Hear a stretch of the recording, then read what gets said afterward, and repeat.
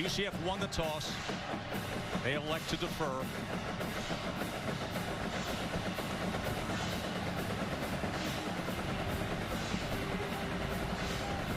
So Barsky to kick away. Wanye Thomas set deep. Fields it at about the 3. And on the go, it is Gibbs.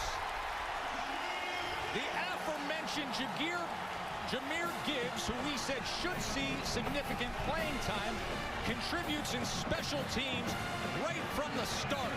What a return for Georgia Tech. Unbelievable start for Jahmyr Gibbs. First time he touches the football at this level, and he almost takes it the distance. Trying to get it to the field, but recognizes an opening back on the near sideline. And turning on the Jets, this kid, they've compared him to Reggie Bush. Wow. With his style of play. 73-yard kickoff return. So prime position for Jeff Sims, and here he goes straight ahead inside the 10. First and goal as Sims takes it ahead, finally met by Richie Grant. You're going to see two teams that really like to use tempo. I love first play of the game, little quarterback draw.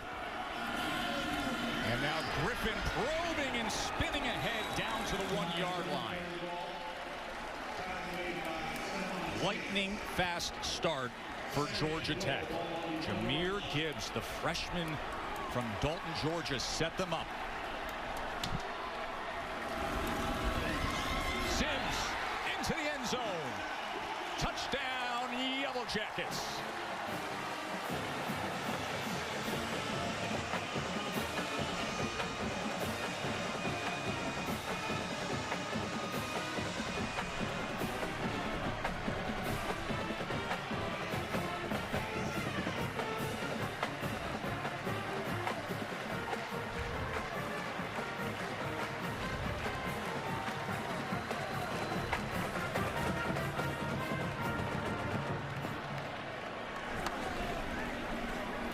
Kelly, who had the redemption last week after 3 block kicks. He starts the day off with a successful extra point. And Georgia Tech can't do better than that, can you? Jeff Sims. Georgia Tech with a beautiful opening drive to take the lead. Little zone read here on the goal line. Really pretty simple, right? You see the ball goes into the running back's belly. He's trying to play it front side. The quarterback's reading the defensive end. He crashes. So as soon as he crashes, the quarterback's in one-on-one with the defender on the edge. And Sims able to put up just a little bit of a shimmy and get just enough for the touchdown. Excellent read by the freshman quarterback. And a good job knifing up inside for the early points. It's all set up by the 73-yard kickoff return by Gibbs. He is a dynamite playmaker. As Kent will kick away. This will go for a touchback. And with that, we get to see Dillon Gabriel, who's coming off a record-setting freshman season, went for over 3,600 passing yards a year ago. That was a freshman record at UCF. Didn't start the season opener, but man, he took control of his team early last season. Went 9-3 as a starter. Of course, those 3 losses coming by a combined 7 points. I love watching this kid play. He's got such an incredible feel for the position, and his instincts are remarkable with how he can feel and negotiate defenders while he's within the pocket and when he escapes. The lefty from Hawaii.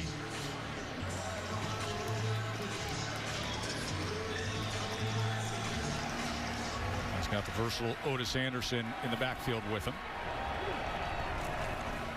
And he'll quickly get it to the outside, and Marlon Williams is the target, but immediately wrap up that time. As it was Walton quick to get to the outside. Tempo team is UCF, and here is Anderson out to the 32-yard line. It'll be 3rd and short from there. It's going to be interesting to watch just how fast they work. First game of the year for UCF. Gabriel tried to cut to the outside to reach out for that line to make, but he was taken down by Caleb Oliver.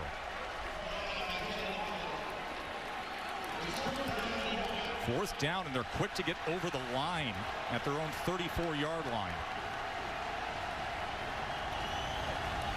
And they're going to snap it on 4th and 1. And Gabriel is going to slide down short of the 40-yard line and move the chains. Not really that dissimilar to the touchdown we just saw from Georgia Tech. Little zone read, that defensive end crashes. Gabriel takes it himself for the conversion. Play action on 1st down. Gabriel, plenty of time, taking a shot downfield and into the hands of Nixon. Big play, Knights.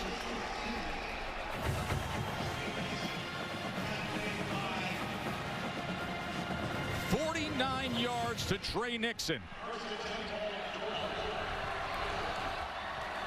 Anderson straight ahead. And as quickly as Georgia Tech was able to strike on their first position, look at UCF. As all of a sudden, Caleb Oliver is reeling in pain. And you can see the UCF players not liking the disruption to their tempo. Yeah, I'll tell you what, how about this throw going back just a couple plays ago? Big play receiver in Trey Nixon. A little bit messed up in coverage there defensively from Georgia Tech. They had two guys stay to the outside, allowing Nixon to just seam right to the top of the numbers in a perfectly thrown football. Nixon, big shoes to fill, having to step up now to the #1 wide receiver in the departure of Davis. Clearly answering the call early in this ball game. 49-yard reception, 2nd and 4 after the quick injury timeout. Gabriel, look to the right, now extends, and he'll throw it out the back of the end zone. It'll be 3rd down. Can get a 1st down at the 2-yard line.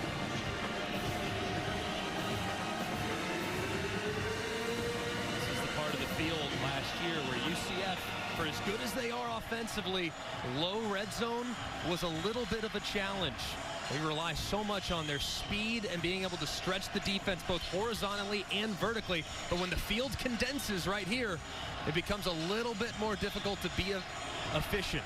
So we'll see if they've found an answer this offseason. 3rd and 4.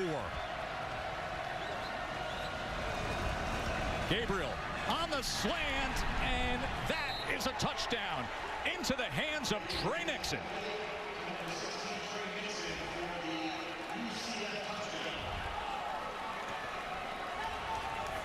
Six-yard touchdown catch after he set it all up with the 49-yarder. Man, just a great job there with the call, man coverage. They get a little rub route, allowing Nixon to come underneath, and he goes up strong with the football and makes the contested catch, knowing contact was coming.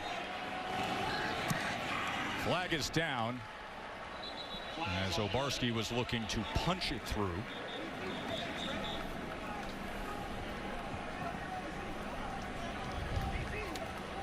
We got a fast track here in Atlanta today, don't we, Greg?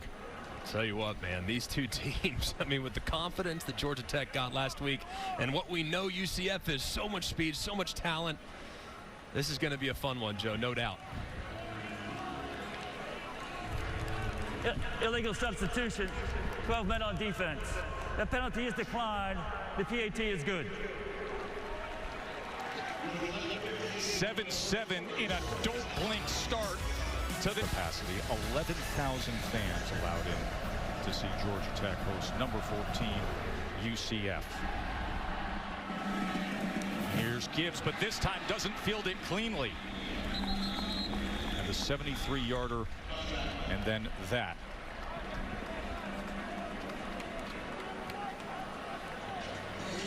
Jeff Collins, what confidence this program took on just in the past 6 days alone. It's amazing. He was tasked with something extremely difficult, to bring Georgia Tech into the 21st century. What they were doing offensively. Rebranding the program, though, has been maybe the most difficult task, but he's done so easily. You see the ATL on the field. You see the 404 becoming synonymous with the city of Atlanta has been huge for Georgia Tech. Sims quickly gets it out to Gibbs. Here's Gibbs in the open field. As Gibbs makes his way out to the 33-yard line. Yeah, we talked to Collins last night, and he said, listen, if you were around this program 18 months ago, it is beyond night and day. The mentality, how the players carry themselves. the fun they have. That's right. With the music that they play at practice. I mean, the littlest things have been considered by this staff, and the players have certainly responded. Now, this is a players first program for sure.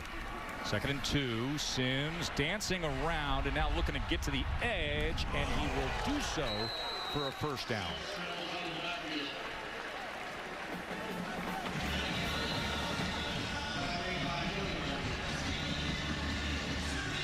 This was pregame, as he said, listen, we put the weights out there. You want to get your pump on pregame? We're all for it. And they got the development guys out there getting a workout in. We'll strengthen conditioning on the game day. They say the development guys work out 5 days a week. I don't know if that counts. Doing curls on the sideline, I'm not sure that counts as a developmental workout, Joe. First down run. It is Gibbs again. Marty? Fellas, you guys talking about Coach Collins' adoration for the 404. It's personal. He grew up here. He was raised here. He played high school football here. And he told me when he was 26 years old as a GA for George O'Leary, he had a vision for what this place could be in the greater college football landscape. I asked him, what is that? We heard Joe say it at the top of the show, the epicenter of college football. He said the vast majority of national championships have been won within 5 hours of Atlanta over the last 15 years, and there's no reason we can't be right there with them. And right there down that seam for 20 yards is Jahmyr Gibbs. Boy, he is an instant impact, isn't he, this freshman? And the impact on the passing game, too, right there. Getting out on the little wheel route. Busted coverage defensively by UCF, and they take advantage for a big play. And now they'll feed him again, but this time there was nowhere to go. That was Kenny Turnier, big senior defensive tackle who led UCF with 13.5 TFLs a year ago.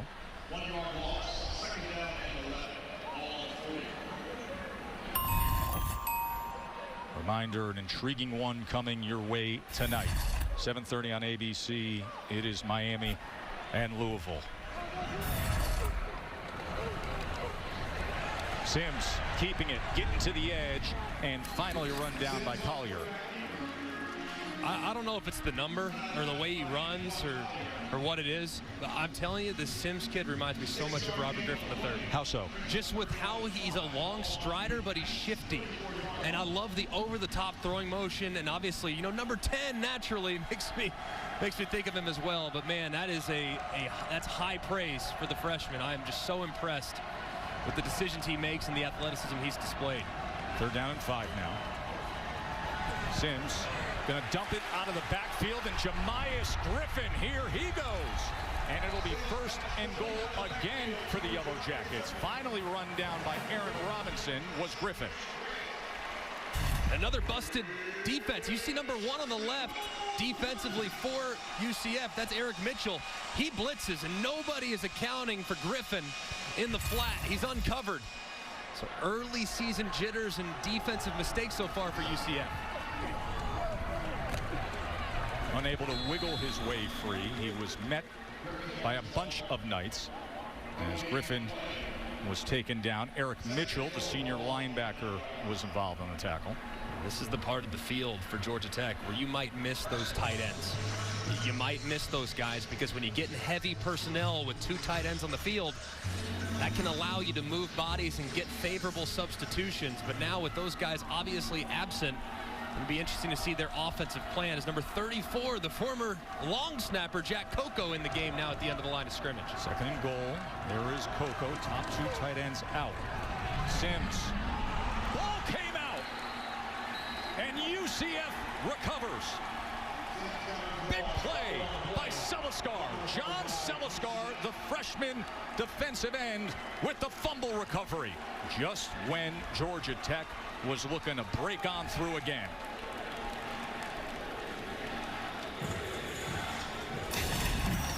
Big stop by the Knights defense. Sims thought he had something. Next thing you know, ball.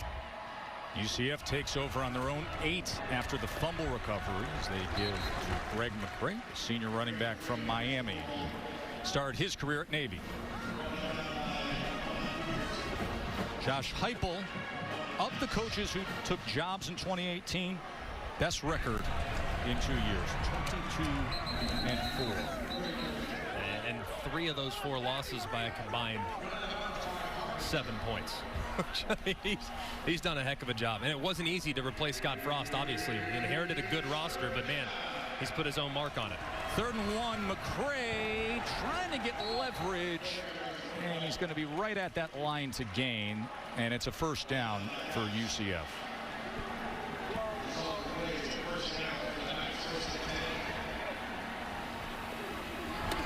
Gabriel chased back, twists, turns, and taken down at the 6-yard line. That was Charlie Thomas with the sack. Had a couple sacks a year ago. Moved from linebacker to DB, playing at safety position this year, and comes up big and puts the Knights in a 2nd and 22 hole. It was just a great pressure right there, and it really beat McCray badly in pass protection. Your quarterback here, though, and your Gabriel. Don't need to get it all back right now. Try to get half of it back, make 3rd down a little bit more manageable. Give to McCray. And he's met and ridden down. That was Tariq Carpenter with the tackle.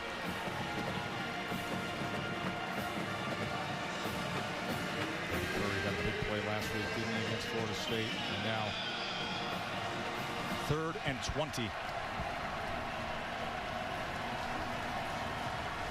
Really close to a false start there by Ed Collins, the big left tackle. Held in there just long enough, though, to make sure the refs kept the flags in their pocket.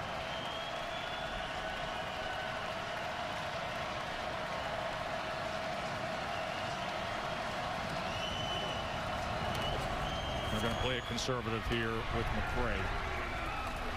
As he makes the most of it out to the 16-yard line. Well, it was Thomas who met him. It was Thomas who had the big play here defensively on this series to put them in the hole. Now the punt team will come on out.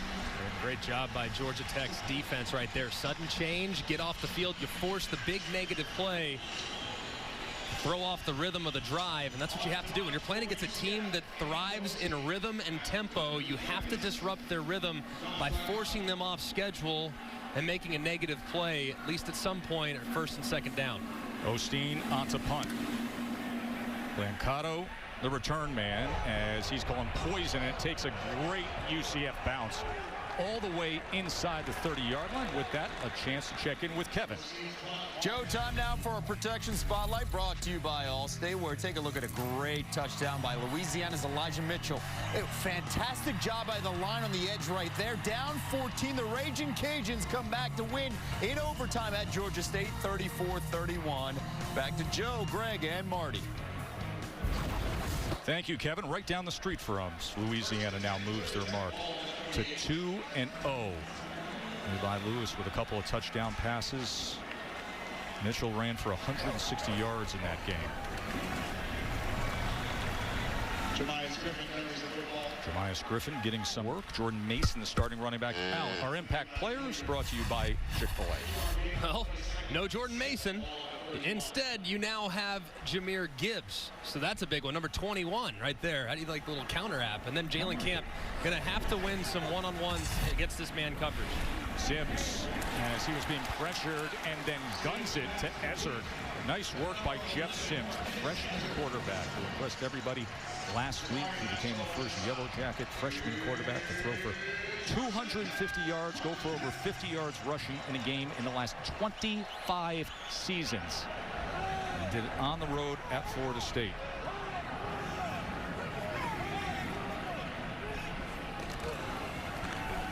There's Griffin on 1st down. Catches that seam, gets to the edge, and scoots out at about the 49. Fellas, watching Sims after that fumble with his body language, you would never know that he made a mistake. And that's what Jeff Collins told us this week was the most impressive thing that he saw from this young man last week. It wasn't all the accolades. It was the ability to stay even keel emotionally no matter what happened. And that's what we're seeing right now as well. I think the mental side when you're a freshman is so critical. Everybody has physical gifts. As this time he gets it to Jack Coco. Jack Coco, who's the long snapper, who, as Marty said before we kicked off, he lost weight this offseason to be able to play tight end. He had a lineman, snapper kind of body, and there he is with Dylan Devaney and Dylan Leonard out of action. catching passes for Georgia Tech. It's just so huge. In a year like this, knowing the uncertainty surrounding COVID and testing and guys potentially being in and out of the lineup, having depth at the position is massive. So good for Jack Coco contributing. 8-yard catch there. Now Gibbs. And Gibbs. Down the line came Eric Mitchell.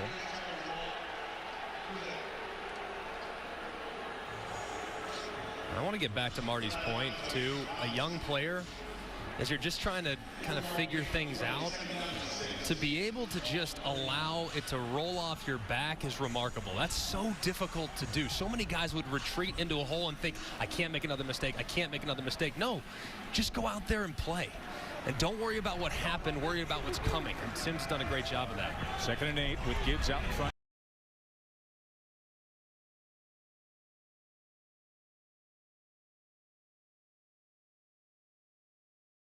Too, Joe, knowing just how explosive this UCF offense is, it could be, if you gain 3, 4, maybe 5 yards here, maybe 4 down territory for this Georgia Tech offense. Weren't afraid to go for it last week in a 4th down situation against Florida State, so I'd expect them to have a similar approach today by staying aggressive. Bunch set to the bottom of your screen on 3rd and 7. They pick up the pressure. Sims with time, and with it, Brown will have the 1st down.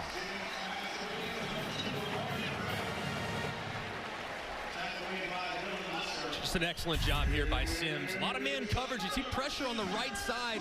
Sims drifts away. Plenty of time. Excellent job by the Georgia Tech offensive line. And when you have man coverage, you want to try to find your fastest guy crossing the field, running away. He did right there by finding Brown, throwing it accurately, and converting on 3rd down. Gibbs, and he has nowhere to go. Randy Charlton, the junior from Miami, comes up with the tackle for UCF.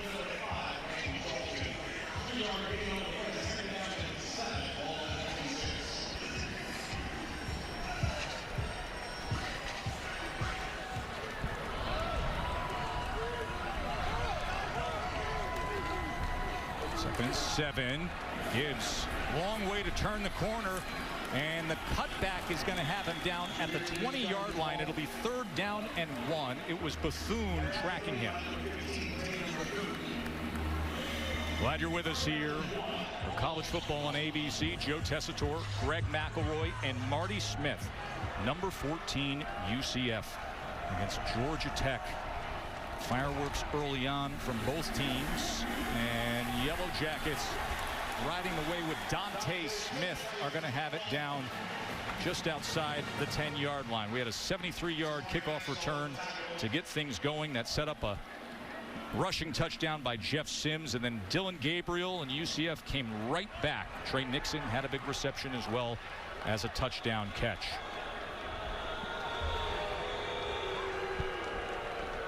Antoine Collier is slow to get up down at the 1-yard line.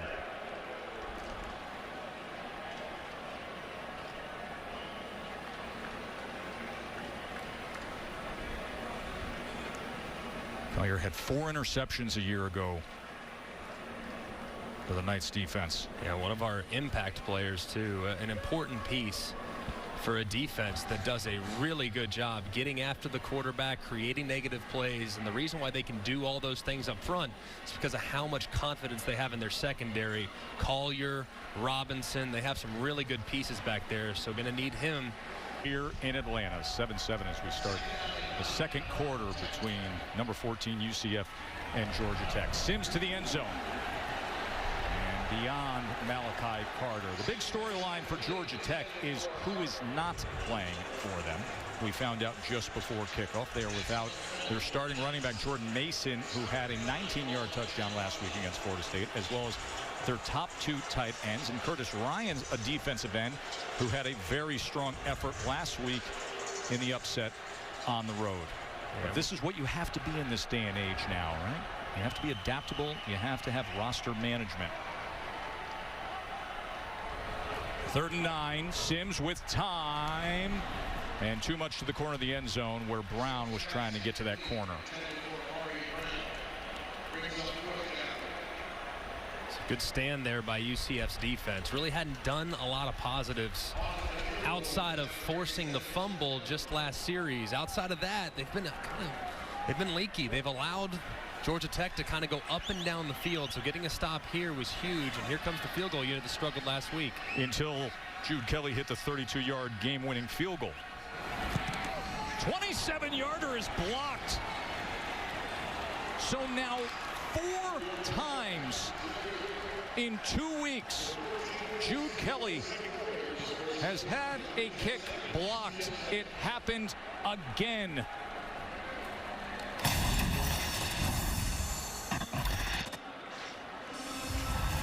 Dead center in recent weeks. It's certainly shown, obviously. This time, the left side of the offensive line and field goal protection was the problem last week. This time, it came from the right side. So leaky all over that field goal protection unit. They have to get it ironed out. Sanderson was able to pick up the first down and then quickly out to Marlon Williams. And then for Kelly, he's got to elevate a little more. Got to get that ball up. But this is what happens. Listen, the operation is critical. You don't get the protection in practice. And now 3 blocked field goals and 1 blocked extra point in just a week and a half. Downfield shot, and that was just off the hands of Trey Nixon. Nixon had the big 49-yard reception as well as the 6-yard touchdown catch in the first quarter. Miles Sims with coverage there, 3rd down. 3rd and 6 as Gabriel looks over to Alex Golish. Josh Heupel calls his own plays. 3rd and 6. Gabriel. And the lefty gets it over to Jalen Robinson, who makes an exceptional effort right on the sideline. It's a great job of scramble drill there by Robinson and Gabriel. Faked like he was running over the top, got the defense chasing, and then he came back to the quarterback to make himself available. That was an excellent job of execution in the scramble drill there by the quarterback and wide receiver. And they're going to take a look at this to see. Drilling the field. It's a completed pass at the sideline. Did Robinson under further review. Get his feet in? We'll take a break. They'll take a look. Sideline. Just a great job of executing a scramble drill. Look at this. Gabriel leaves the pocket. His receiver sells like he's going deep and then comes back to the quarterback, making himself available on the 3rd down conversion. That's such a great job of creating separation. So many young receivers. If you can learn to do that with your quarterback, you'll catch 1,000,000 passes. Quick game now in use, and it's Robinson again. As Gabriel gets it out, and Robinson streaks ahead.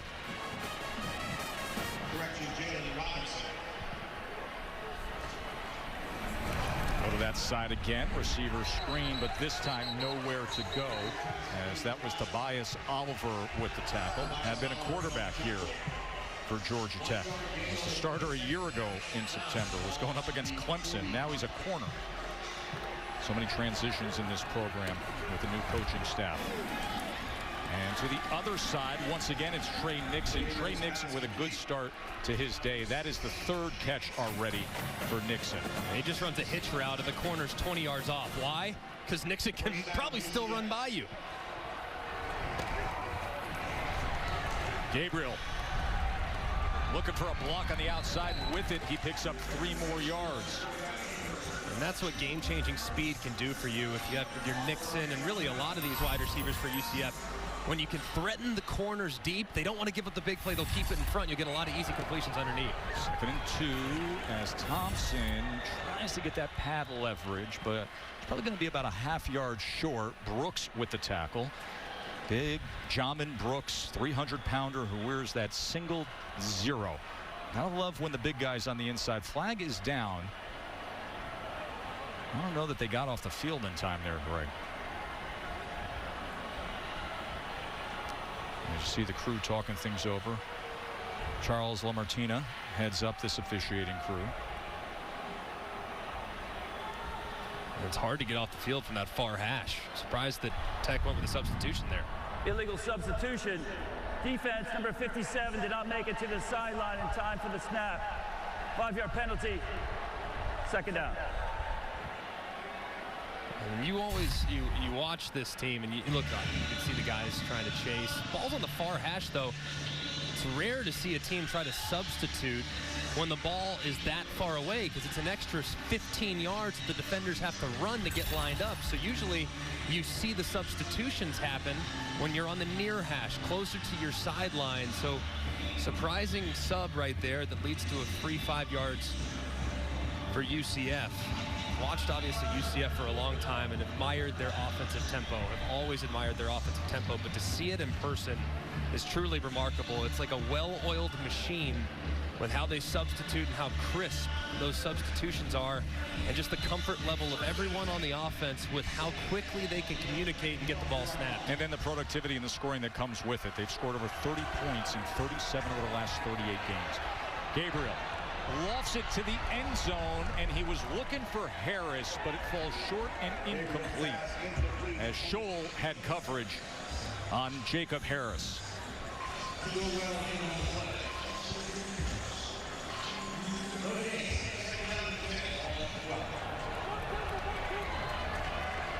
Keep an eye on number 2, Otis Anderson, in at running back.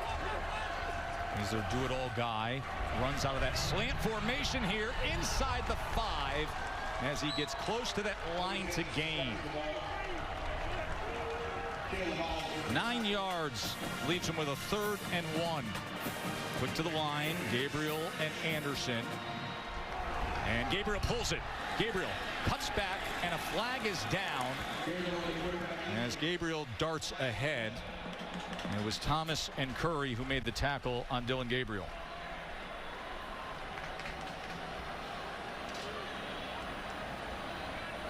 See already when UCF gets in that quick huddle, they're trying to go fast. They'll get in a bunch formation with 3 receivers to the left, and then they'll run zone read. They did it on short yardage situation earlier, did it right there. Expect them to go to that again throughout the game. Prior to the snap, false start. Offense number 68. 5-yard penalty. Repeat, 2nd down. Pre-snap movement, that is the enemy of a tempo team. Brutal. You see the right side of the line of scrimmage just a little bit early as the ball was getting snapped. Man, that was close. 3rd down. On UCF's offense, I might even have a little bit of a gripe there. Seemed pretty simultaneous. What a difference. 3rd and short to 3rd and 6. Gabriel looks to the end zone. Touchdown, Marlon Williams. Dillon Gabriel's pass was lead to number 6, Marlon Williams, for the 9th touchdown.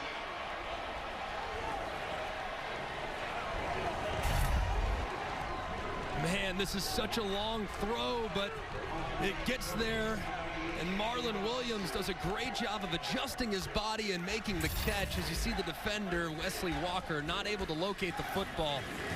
A great throw and catch there by UCF.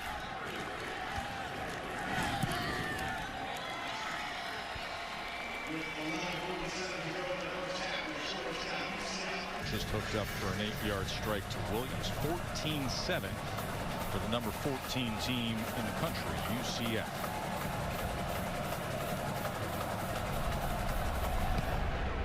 Barsky punches this deep into the end zone. It's good keep away from the dangerous Jahmyr Gibbs. All right, McElroy, you ready for today's Aflac trivia question? Aflac. What head coach led both UCF and Georgia Tech to 50-plus wins at each school? This may be too easy. This might be the first one I've ever actually known. Too easy for you. I might actually know this one. It's amazing. We'll let it stew for a moment for those out there. Great shared history.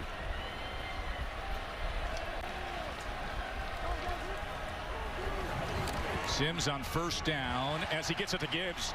And here goes Gibbs. Jahmyr Gibbs lowers the shoulder at the end as well against Maxwell. 23 yards there.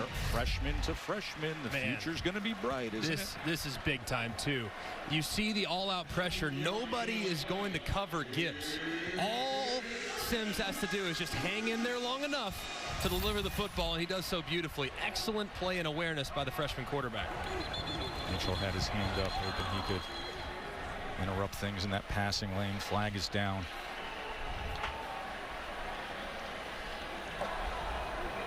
False start. Offense number 2, all 11 players did not get set prior to the snap. 5-yard penalty, first down. Let's hear what Mr. Nagandi has for us. Kev? Joe, updating you, number 1 Clemson facing the Citadel. Only question is how long will Trevor Lawrence play today? Look at the time here, Mark. Tons of time, and Amari Rodgers, credit to him for spinning that corner around like a top. 44-yard touchdown, 14-0. Clemson back to UCF, Georgia Tech. Clemson will be down here on October 17th. Ball's out there. As Williams comes back to fall on it. Jordan Williams is a true freshman right tackle. Had a good week in that road win at Florida State last week.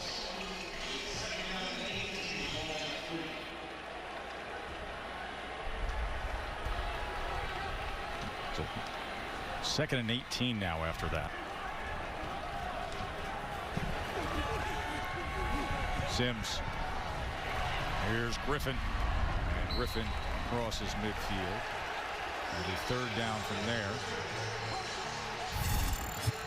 College football rankings are brought to you by Chick-fil-A. Those college football rankings are going to have a merging lane with the Big Ten in a month. I don't know if anyone's ever gone from 2, where Ohio State was, to unranked, to potentially back to 2 or 3. It's going to be a really fascinating AP poll to follow throughout the course of this year. And it was great to hear that the Big Ten is going to put forth the COVID protocols and return to action. 3rd and 5. Sims sprint left, extending the play, looking for an option, and has to float it out of bounds. Now, the AP says that you got to play a ball game in order to be ranked, so we're going to have a long delay before this group re-enters. But remember, in the preseason top 25, this is how the Big Ten was shaping up. It's going to be fascinating. Of course, the SEC at that point will have kicked off. And they're around October 24th.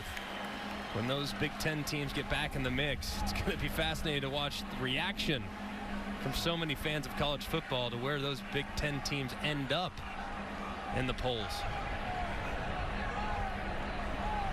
Big 255-pound Presley Harvin to punt away.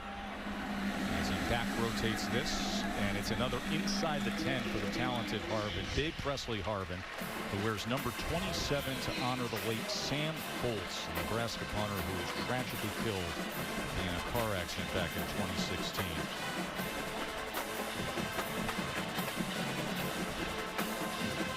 One of the most booming legs in all of college football was the big senior from Sumter High School in South Carolina. All right, we asked you the Aflac trivia question. Now, sometimes we just got to give you a layup, McElroy. So the coach who coached both at UCF and Georgia Tech and had such success, George O'Leary, of course. George O'Leary, who means so much to Jeff Collins, the head coach here at Georgia Tech now. As McCray will be run down out of bounds. It's pretty amazing to think, obviously, had some success at UCF. Got things going here at Georgia Tech. Impressive career that O'Leary had.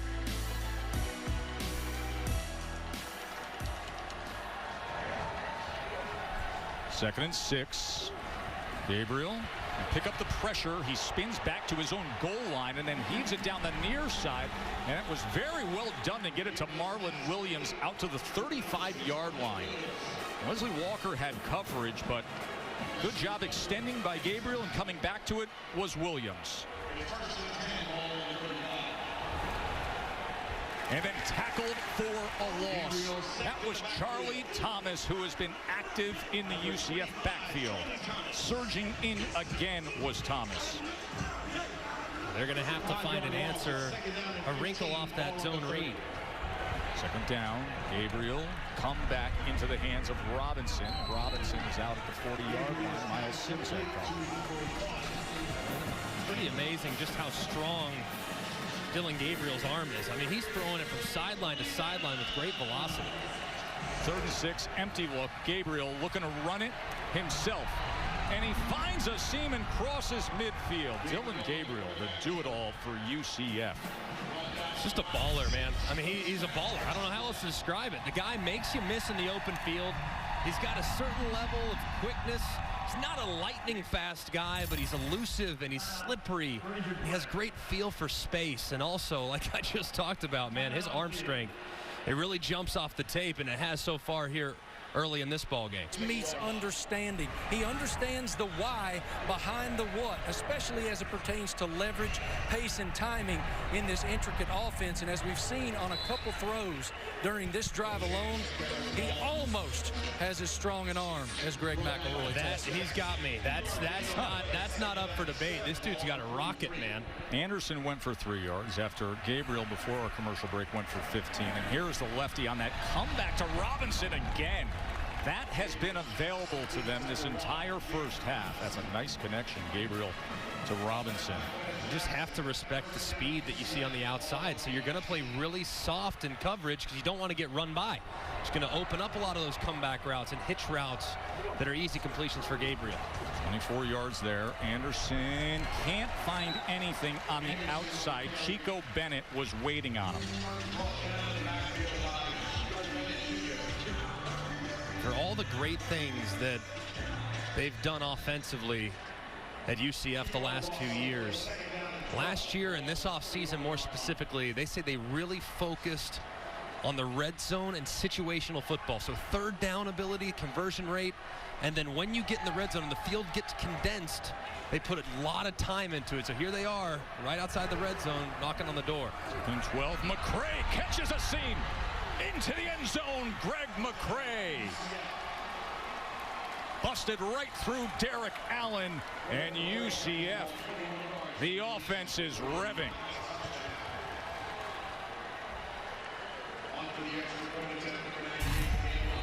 I want you to watch the action in the backfield. You're going to see pushers right here, but this is the problem. The linebacker at the second level loses the football. So as you look at it, Quez Jackson, he can't find it. He doesn't know where it is. He's unblocked, and it runs right inside of him. Quez Jackson just couldn't find McCray as he went through the hole, and it leads to a big run by UCF.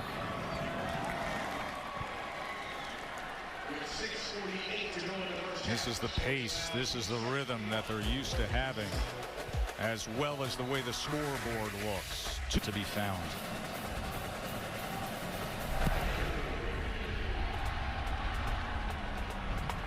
Gibbs from the 1. And this time he is ridden down. Opened up the game with a 73-yarder. But here he is taken down by O'Keefe. And a man down now for the Knights.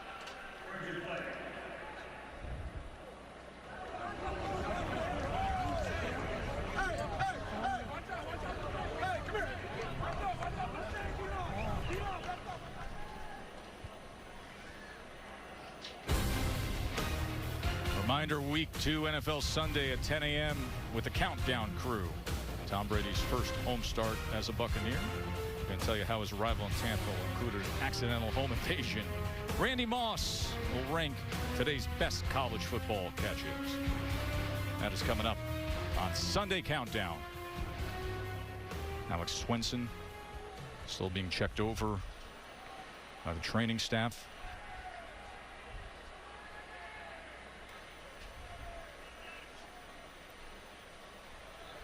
11,000 fans allowed in here to Bobby Dodd today with COVID protocols.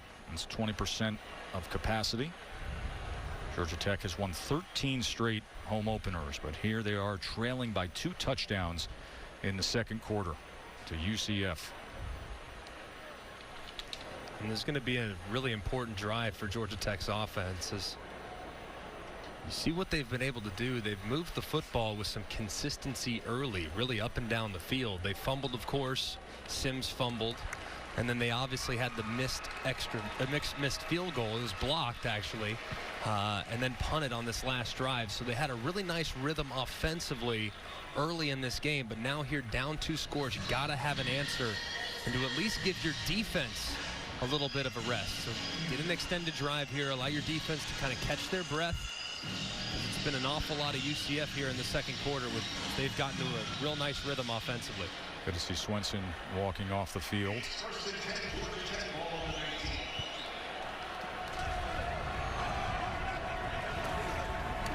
Dante Smith, he is wrapped up immediately. That was Cam Good in the backfield. Big, thick build on Cam Good. He's actually lost weight through the years at UCF. 295-pounder, extremely athletic. That's what interior defensive tackle. That's what they do. They have great athletes, Joe. I mean, they have guys that can move and really make it difficult to engage as an offensive line. So as a result, they create a lot of negative plays. Second and 12. Smith. This time he's able to get himself a little bit of room out to the 22-yard line. And a third down at about 7 from there. This might be the most important play of the game so far for Georgia Tech's offense. Their defense, the last couple drives, like we alluded to, it's been struggling a little bit on their heels, on roller skates. So you almost have to have a conversion here, or else you're going to give it back to UCF with great field position and a ton of momentum. Third down and 7 for Sims. Tried the crossing pattern to Camp, but it is incomplete, and they will be punting away.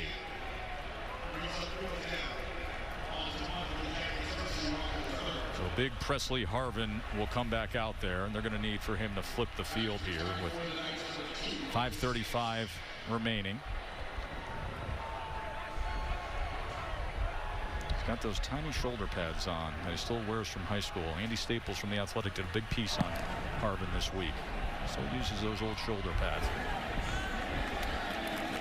And this will run out at about the 21-yard line. Well, what do you say we head to Vegas on Monday night? Raiders are 1-0. Josh Jacobs is carrying the rock. And they go up against Drew Brees and the Saints. Allegiant Stadium debuts 8 Eastern, 5 Pacific on ESPN, ABC, Deportes, and the app. And a mega cast as well, as Reese and Kirk will have coverage of Raiders Saints on ESPN2. It all gets started with Monday Night Countdown at 7:30. I can't wait to watch that game. And Saints in particular, I love the Saints coming into this year. But now Michael Thomas sidelined with an ankle injury for quite a while. Might see Emmanuel Sanders step up there. So a lot of intrigue. And how about Alvin Kamara week 1? My goodness. And where do you see that new stadium out there now? Of course, not going to have the fans as Thompson is wrapped up. Great pursuit by the entire front. As Dominic was the first to get to him, and then Knight wrapped it up. You know, I'm out there in Vegas earlier this year and calling all the fight. Watch that thing rise up from the ground. They're going to have a football palace there in the desert. Downfield shot, and it is complete. And once again, it's Jalen Robinson. Why not?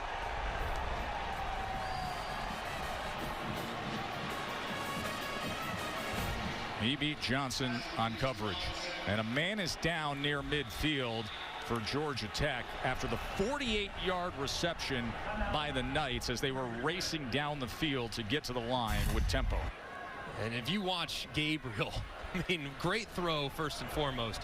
But it's amazing. If you look at how the secondary is positioned for Georgia Tech, it's almost as if their entire plan is to don't let them get over the top.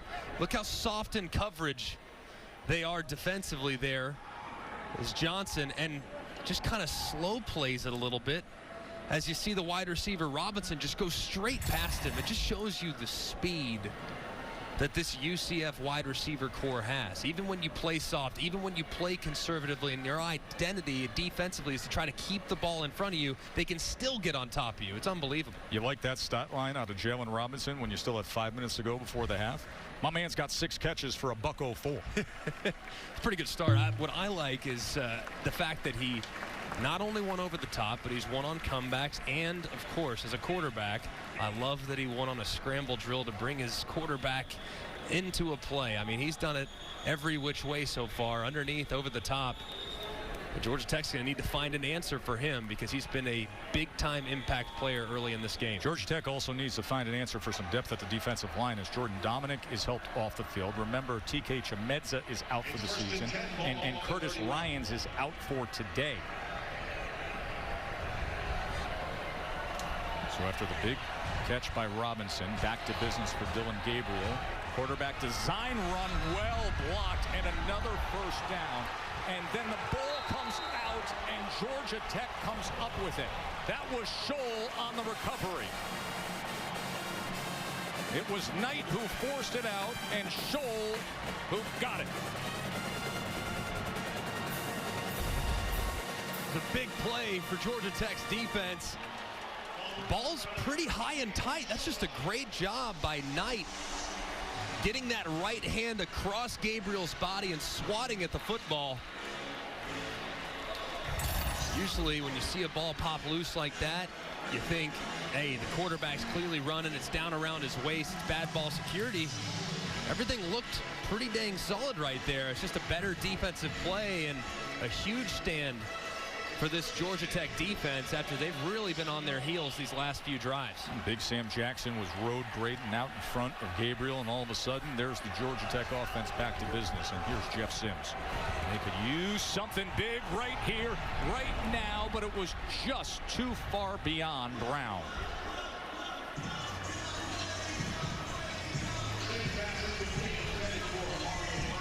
That's one as a quarterback. You just got to make that throw, and he will. Jeff Sims, as he continues to progress, he'll make that throw, but and your receiver's 5 yards clear of the defender on a go route. You throw it way off inside and overthrown. Got to at least give your receiver a chance. So if anything, underthrow it. Sims pulls it. Sims. That'll be a chain mover for the Yellow Jackets. Richie Grant finally was able to get to Jeff Sims. Sometimes maybe when the quarterback's not seeing the field real well throwing it, what do you do as an offensive coordinator? Let's run it with him. Let's get him back into the rhythm. So I like it right there. Zone read, quarterback pull, makes a nice play. Sims pressured, incomplete. What's up, Kev? Joe, let's go back to South Bend. Take a look at Notre Dame and their offense. Taking on South Florida, Kyron Williams. He was the workhorse last week, Bug. Some good blocking out front, and Kyron Williams does the West. So he does that for 15 yards, but it's Ian Book finding the end zone 3 times on the ground. Notre Dame in control, 38-0. Back to you guys. So Notre Dame putting up big numbers.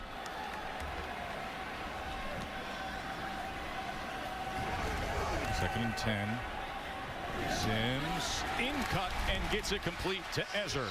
And now Georgia Tech with an opportunity here as he beat Maxwell to the inside. That was a nice throw, and if I'm Dave Patnode, I would take a shot right here. Look, you're at the 50-yard line, 1st and 10. Your quarterback just threw the most accurate throw he's made in probably 5 or 6 throws. I'd take a shot over the top. Batted down, and it's intercepted. Seliskar right into his hands. A fumble recovery earlier, and now an interception for Seliskar. It was Randy Charlton who put that wall up in the face of Jeff Sims.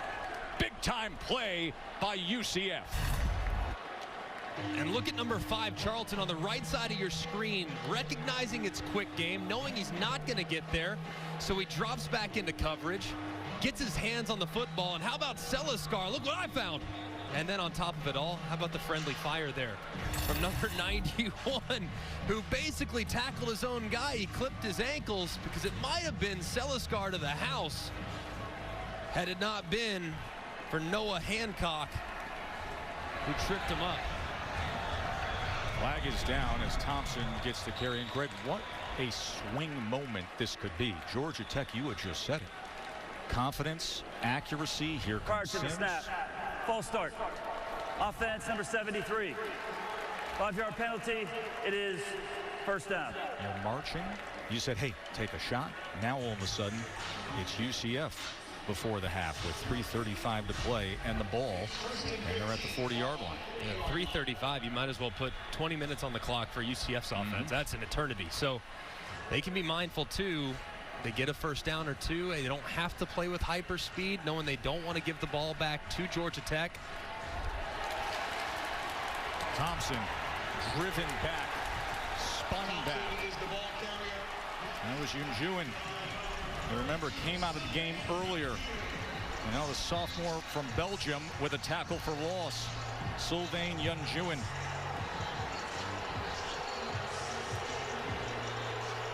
upset about, where they determined that Forest progress was stopped.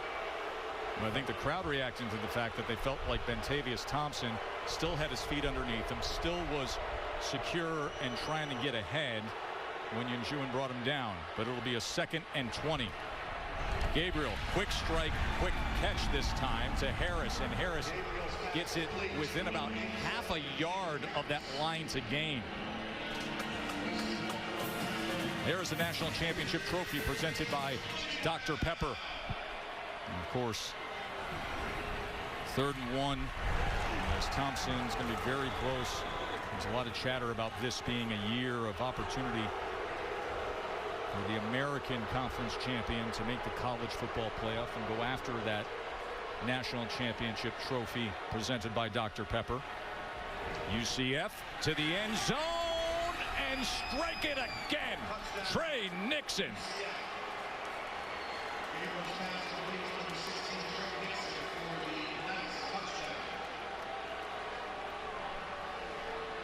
There is a flag down as Trey Nixon is still bent over in the back of the end zone after making what, if it stands, will be his 2nd touchdown reception of this first half. Illegal substitution. 12 men on the field on the defense. That penalty is declined. Touchdown is good. We just said it. What a swing opportunity it could be. Georgia Tech was marching. Georgia Tech was trying to find their rhythm. And then all of a sudden, the interception off the batted pass by Celiscar. And you put the dangerous Dillon Gabriel back out onto the field. Don't blink, because they'll score. Yeah, and he took advantage of one-on-one coverage. I mean, and if you look at obviously what's going on with the substitutions, they got extra guys on the field, but more importantly, even than this, when you look at this defensive structure, I mean, you have press coverage with no over-the-top help on UCF's most dynamic wide receiver. Press coverage, no help over the top. That's automatic green light, strike up the fight song if you're a quarterback. Just got to let Nixon win. He does. Wins inside, holds the red line, stays right on course, and Gabriel delivers an absolute dime. Beautiful execution from UCF's offense. Nixon, 4 catches, 94 yards, and 2 touchdowns in the first half. Dillon Gabriel, 252 yards and 3 touchdown passes already today. This young man's impressive, man. Isn't he? I mean, he is something. Accurate, athletic, big arm, great instincts. Just have so enjoyed watching him play throughout the course of last year as a true freshman. When you're drinking out of a fire hose, that's what's going on as a true freshman, as a starting quarterback. He handled it with poise, but now you already see the development here in year 2, just how comfortable he is operating this tempo offense. Now, this season, for every field goal and extra point made by participating universities, All-State will make a contribution to the university's General Scholarship Fund. We thank All-State for that. And Dillon Gabriel got to UCF in the spring of 2019. He was competing with the Notre Dame transfer, Brandon Wimbush, back then. It was Darryl Mack was around as well. Mack, of course, had already had some success for UCF. And it was Wimbush who started game 1, but Gabriel got some playing time, impressed, and then Dillon started from there on out, and he's never looked back. Kid's not cocky, but he is confident, and he has reason to be. He has matured greatly, and he's got a bright future.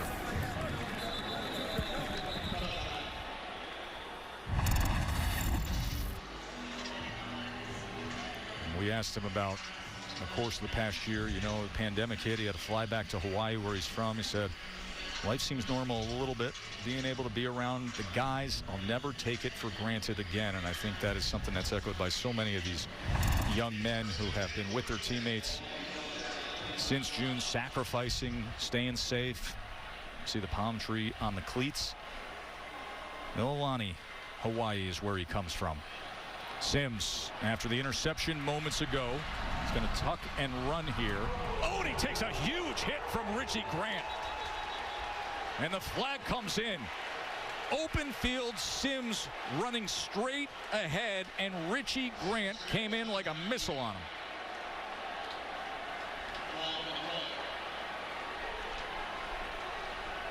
We'll look at it, but this could potentially be targeting. It's a huge collision. We'll hear what the officials have to say as they're talking about it right now. Remember, big collision doesn't necessarily lead to an ejection. Got to check a couple boxes first. Personal foul. Targeting. Defense number 27. 15-yard penalty, automatic first down. That play is under further review. Boom. Well, I mean, clearly to the head or neck area. And there's the thing, too. You have to determine, is the runner defenseless? All right, so at this point, it doesn't look like he's trying to make a slide, so therefore he loses the cloak of protection. He's not trying to make a slide there, so what you have to do is you have to identify an indicator. And an indicator is a launch or thrust or a lowering of the head to initiate contact with the crown of the helmet. And in this particular case, it looks like that head is to the side. I know it's to the head or neck area, but I don't think it's forcible contact, Joe. I think when you look at the defender, he does hit around the shoulder, but he doesn't launch, or at least it didn't appear as though he launched. So this is going to be a really difficult one, but First of all, you brought up being a defenseless player, and you can define that as somebody who's a ball carrier who's giving himself up. We will see how they go. Review, there is no foul for targeting. Number 27 can remain in the game.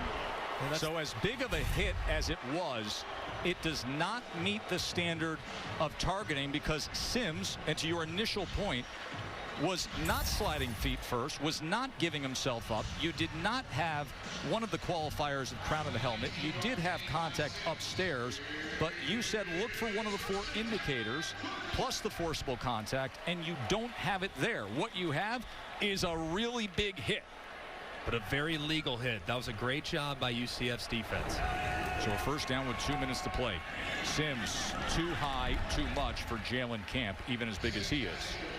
I think when they made the adjustments to the targeting rule before the 2019 season, that was big, because before 2019, that would have been an ejection. Even though the defender did exactly what he was supposed to do, it was forcible contact to the head or neck area, but he didn't launch, he didn't do any of that stuff. There wasn't an indicator. So the fact that they put in that indicator, that addendum to the rule, has been really good, because guys are still being protected and they're still being taken care of, but they're not getting wrongfully ejected. 2nd and 10, Sims. This time he is able to connect, as he does so with P.J. Harris. Now a chance for Georgia Tech, and are they desperate for something here? Great throw there from Sims, and with plenty of time, 2-minute offense. Know that you're probably thinking touchdown more than field goal, given the struggles you've had trying to kick the ball. Just be aggressive, but be mindful of the clock. Gibbs, not much there, taken down right at the line of scrimmage by Montalvo. Anthony Montalvo, the former walk-on, guy who worked so hard in the weight room to earn himself a scholarship, got himself into a starting role a year ago. For Georgia Tech here, this is one of those unique circumstances where, yes, you of course want to score points. That's obvious.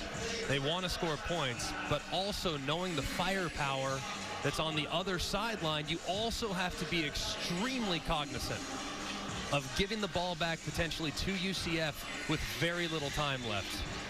Even if you give the ball back to UCF with 38, 39 seconds left, with a couple timeouts, UCF could very easily turn that into a point scored opportunity as well. So not just thinking about their offense and getting points, they also are thinking very much about potentially returning the ball to UCF with very little time on the clock. Reminder, Kevin, Mark, and Booger will have the State Farm halftime report. Get you up to speed on everything that's been happening throughout college football. Update you on Clemson, Notre Dame. You know they're way out in front. And Oklahoma State, they struggled with Tulsa today. And, of course, we had a thriller just before we came on the air with Navy in a comeback effort.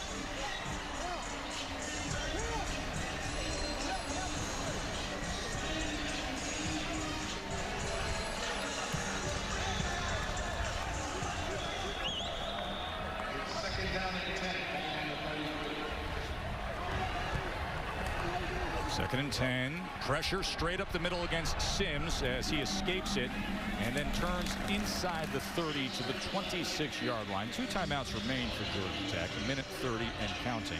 It was Seliscar who brought the pressure on Sims.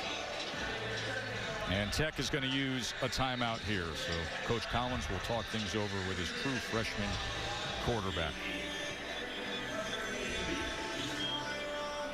It's pretty interesting to see what Navy did today, wasn't it, after the struggles against BYU?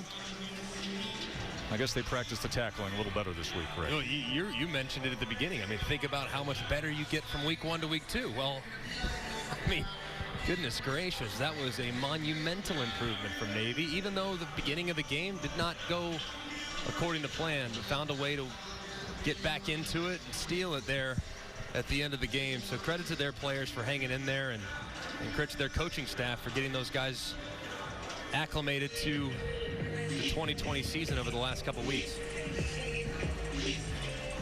Glad we have the AT&T 5G Skycam with you today from Bobby Dodd Stadium with 11,000 fans here to see number 14 UCF against Georgia Tech. 3rd and 3. Sims finds something before the half. Wants more than just a first down as he was looking to Adonicus Sanders, and that goes incomplete. Will leave him a 4th and 3. And this is a spot, Sims, all part of the maturation process. And if you watch over the middle of the field, he's got Malachi Carter, I mean, just wide open in the middle of the field. It's 3rd and 3. Throw it to 15, get yourself a conversion, fresh set of downs. Instead, he's thinking big play, drive it down the field, forgets about his check down. And now they're in a 4th and 3 spot when they should have 1st and 10 if their quarterback would have found the underneath player. 4th down and 3. Trailing by 21 at home in the first half. And he's going to get it to Camp, and Camp is going to have a 1st and goal opportunity for the Yellow Jackets. As he was able to get past Collier there. And quick to the line, 1st and goal. As he will clock it, 1 timeout remaining. And I'm really surprised by that. It doesn't make any sense. To clock it, you waste it down, and 2, you stop the clock. You have plenty of time to get up, get yourself a play, and like we alluded to, you do not, under any circumstance, want to give the ball back to UCF. So force them to use some of their timeouts. Clocking it there and stopping it, I don't agree with that decision at all. Dave Patino, the offensive coordinator. He was with Coach Collins for a couple years at Temple as well. Had a lot of success passing the ball there in Philly with the Owls, and now they get this true freshman quarterback to develop here at Georgia Tech with Jeff Sims. Matching points with UCF, not an easy thing to do. See if they can cut into this lead before the half. Sims looking right, comes back to center to the end zone. That could have been caught for a touchdown, but dropped by Jalen Camp as coverage came from Richie Grant, who had that big hit moments ago. Yeah, and almost in pass interference too from Richie Grant. You see him contact Dillon Camp. That should have been pass interference to me. I mean, he basically forces Camp to stop. A good job of Camp fighting through it, and a good throw there, but surprised that wasn't a pass interference on UCF's defense.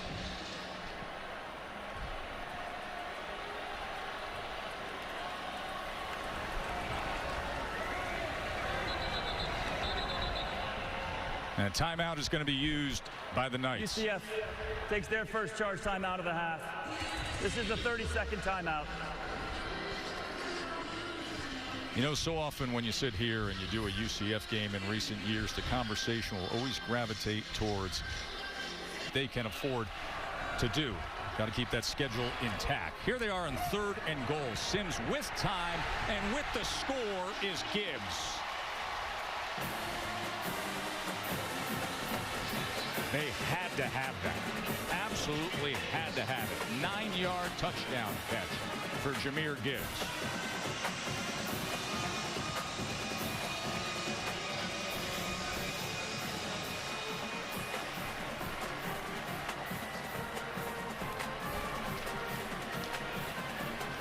And it is a new kicker now, as Gavin Stewart is taking over the place kicking duties for Jude Kelly, who has had 4 kicks blocked so so far in 2 games. So Stewart, the new place kicker now for Georgia Tech, and he's able to put it up and through. And it was a beautiful drive from Georgia Tech. Had to have it, like you alluded to, Joe, and a really nice throw there from Sims to Gibbs. I still go back to spiking it on first down, though, because now you're giving the ball back to UCF, whose offense has been, for the most part, unstoppable today, with around 75 seconds and 2 timeouts. If you hadn't spiked the ball on 1st and 10, then you might be giving it back to them with 34 seconds left, knowing a 40-second play clock. So that decision on first down could come back to bite them, knowing how UCF's been able to move the ball up and down the field throughout the course of the first half.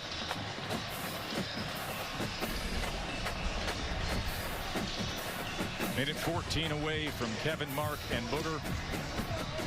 With all the highlights and everything going on in the sport today. Notre Dame and Clemson absolutely rolling. Pitt looked good in ACC action today, as did Jeff Hafley's debut as the head coach of Boston College with an impressive win against Duke. As we take a look at today's Crunch Time, brought to you by Cheez-It. Boy, was it ever crunch time, because UCF was really doing a nice job. And Sims got into a rhythm, got some confidence, moved in the pocket nicely on that drive, ran in the open field, threw the ball very accurately.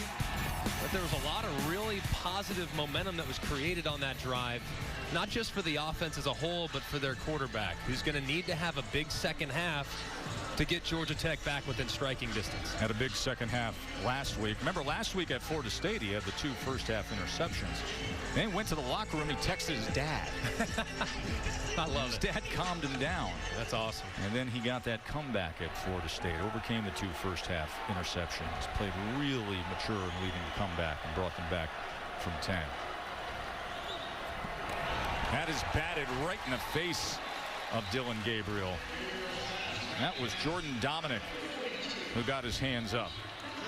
6'3" defensive end from Lakeland, Florida. If you're UCF offensively, I'd usually say at this part of the field, I wouldn't go super high-octane tempo until I got 1 first down. But knowing how well Gabriel's playing, I'd turn the Jets on right now. Anderson can't find much against the middle of that defensive line. Good work by Quez Jackson. Quez Jackson, who really flashed in that upset win at Florida State. He had 9 tackles at his first career interception a week ago. These 2 receivers for UCF have been big so far coming up. Critical 3rd down. See if they look in the direction of number 1, Robinson. Offsides by a mile, so take a shot. And it's incomplete as he was looking for Jacob Harris streaking down the near side. Jordan Dominic was coming out of that block a little too anxious. Offside. Defense. 5-yard penalty. Repeat. 3rd down.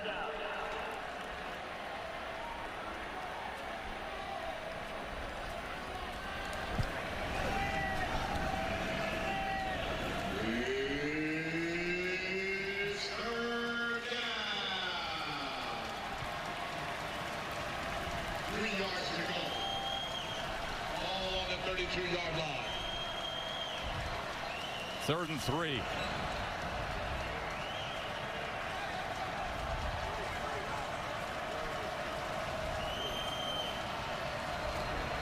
Anderson, and he kept his balance and gets a little more before he is ripped down by Thomas. It's a great cut by Anderson. Now if I'm UCF, it's time to tempo. Full speed. Try to steal some points before half. Gabriel, downfield strike, ball in the air, and it falls harmlessly to the ground, leaving them 21 ticks on the clock. That was Wesley Walker back there in coverage. Most teams, I think, given where they're out on the field, 21 seconds left, they'd probably just take it to the locker room. Not UCF. You got to think they're still going to keep their foot on the accelerator, see if they can't get a big play. Anderson, nothing happening on the left side. Yeah, that might be it. And that clock is going to run down.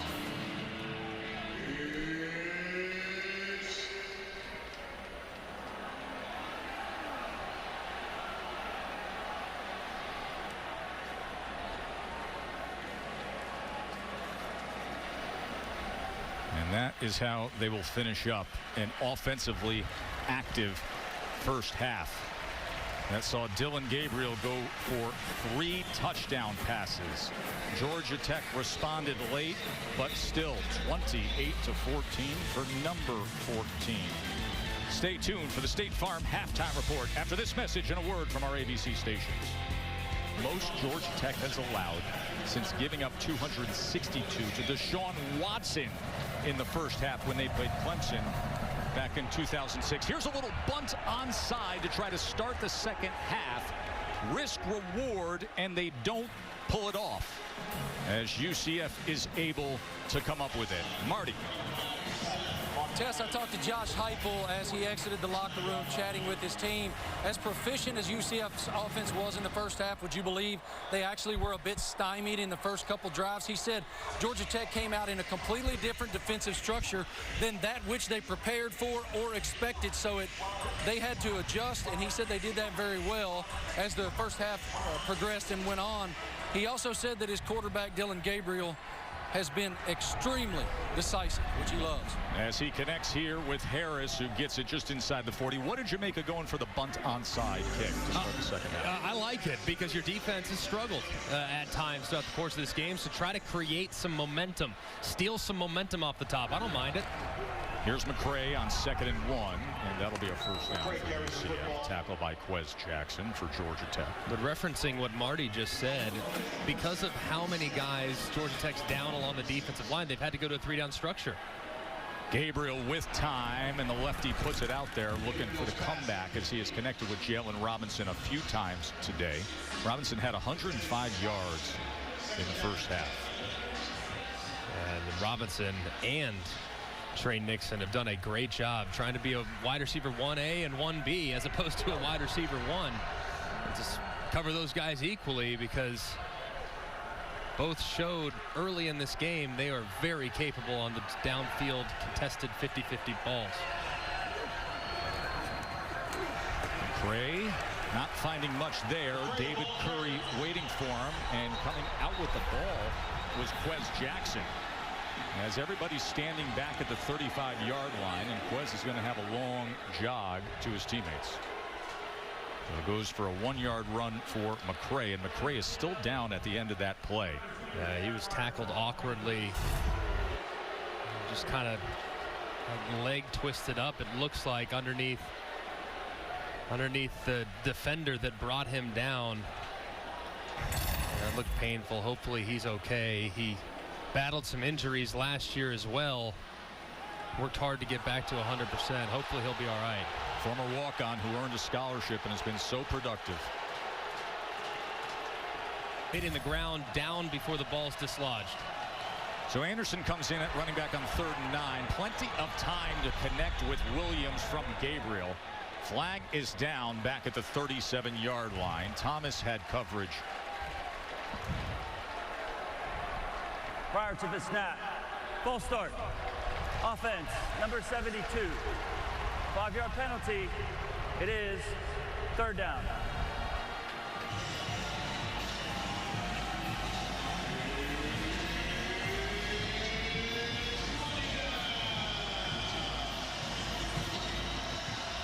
Makes for a 3rd and 14.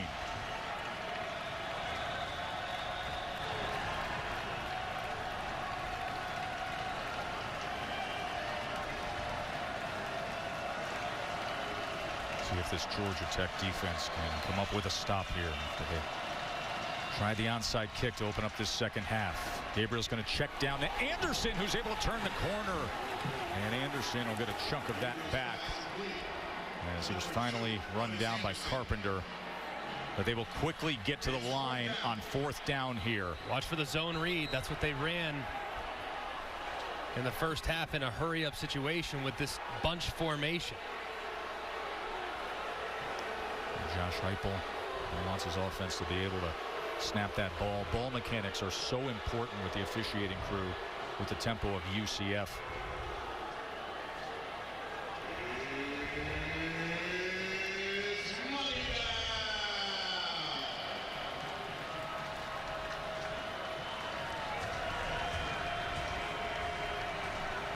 Fourth down and 3.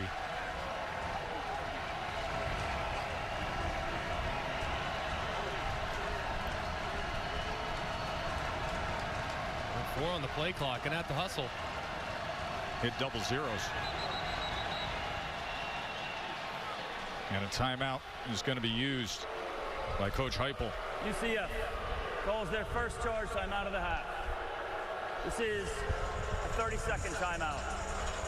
And with that, a chance to look at today's Pacific Life game summary.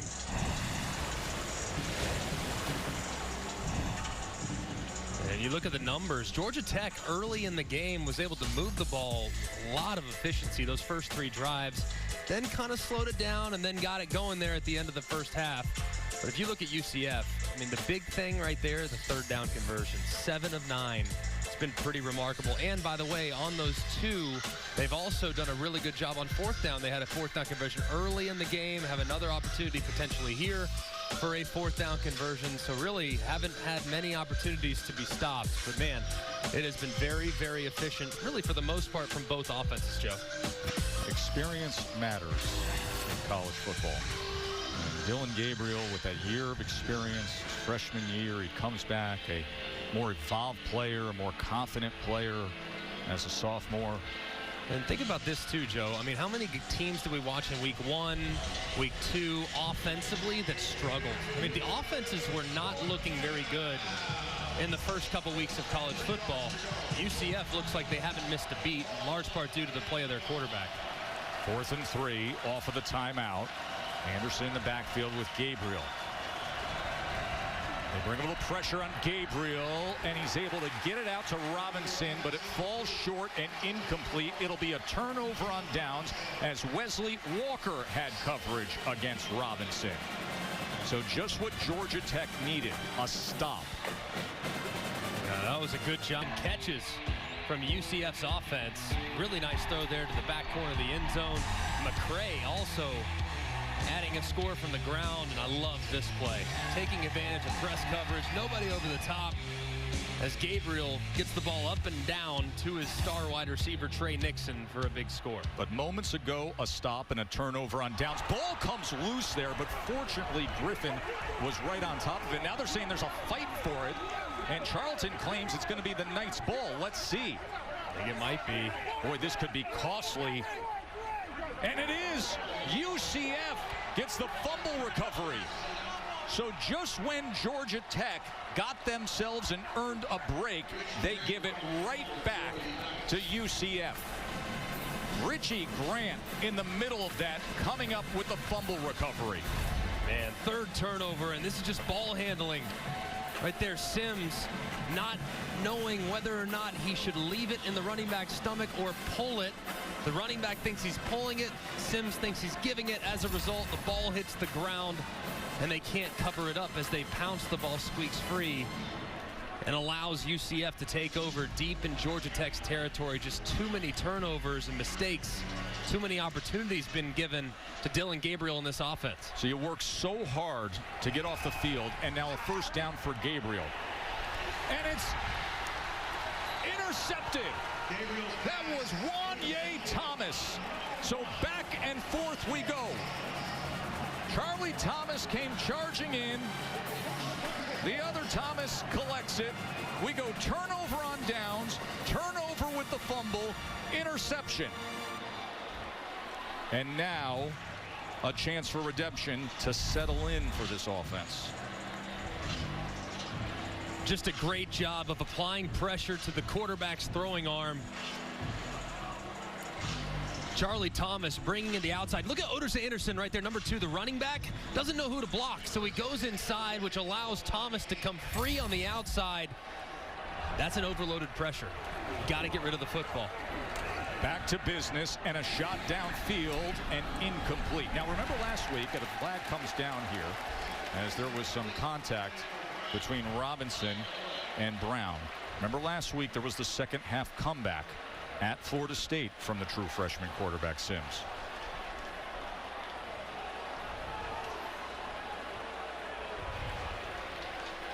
He settled in after a couple interceptions in the first half. Pass interference, offense number 2. Half the distance to the goal. It is 1st down. And that had to do last week settling down because of a text he made at halftime, Marty. Jeff Sims told me this week that before every game, his father gives him a pep talk. Don't be a superhero. Stay within yourself. Lead the team. Well, after a difficult first half last week against Florida State, he did what you said. He texted his dad, "What do you see that I'm doing wrong?" He said, "Man, you're fine. Just calm down." And Sims said right then, it flipped. He was calm. So I wondered, what did Dad text him today at halftime? What was your message to your son on text at halftime today? Well, I just reminded them that it's a long game. Y'all still in it. Hey, y'all, they got a good offense. Y'all got a good offense. So just stay in the game and just make it a game. Don't worry about nothing. Just make it a game. Fatherly advice, gentlemen. Always welcome. It is. And perhaps somebody could have given Marty some advice on the magenta pants choice today, Greg. The shocking pink, the razzle-dazzle rose, the purple pizzazz out of Mr. Smith. 2nd and 19. Sims, ball came out there. And a fight for it in the end zone. And they're still loose. And finally, Montalvo gets the recovery for a touchdown. What an absolutely outrageous past couple minutes of football. Back and forth with turnovers. And now a fumble recovery for a touchdown for Anthony Montalvo. Let's take a look here. As Sims is trying to release the ball, they get a hand on it. Is his arm moving forward? Oh my goodness, it's so close as Charlton clearly makes contact. They're going to review it. They review all scoring plays. Of a fumble. And we'll see whether that arm was moving forward or if UCF will have that 3-touchdown lead after all.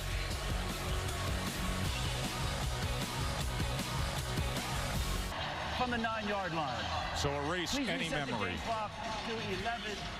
Delete what you know of Montalvo's fumble recovery touchdown. That was so close. Remember, the ruling on the field was that it was a fumble. Smith, 3rd and forever. This gets back to the 18. And let's go back and look at it. And it's pretty clear. The ball's still in his hand. And as it's starting to move forward, you see Charlton get a hand on the quarterback's arm. I think it's a correct call. It's really, really close. But I agree with it, especially as the ball travels forward and the arm's traveling forward. I agree with the call of incomplete pass. So now big man Presley Harvin will set up at the 5 to punt away to the dangerous Otis Anderson, a preseason All-America punt returner, who's going to let it scatter, and it's going to take a huge Presley Harvin roll. You put 255+ pounds behind a punt, and you jog yourself to a fist bump off to the side.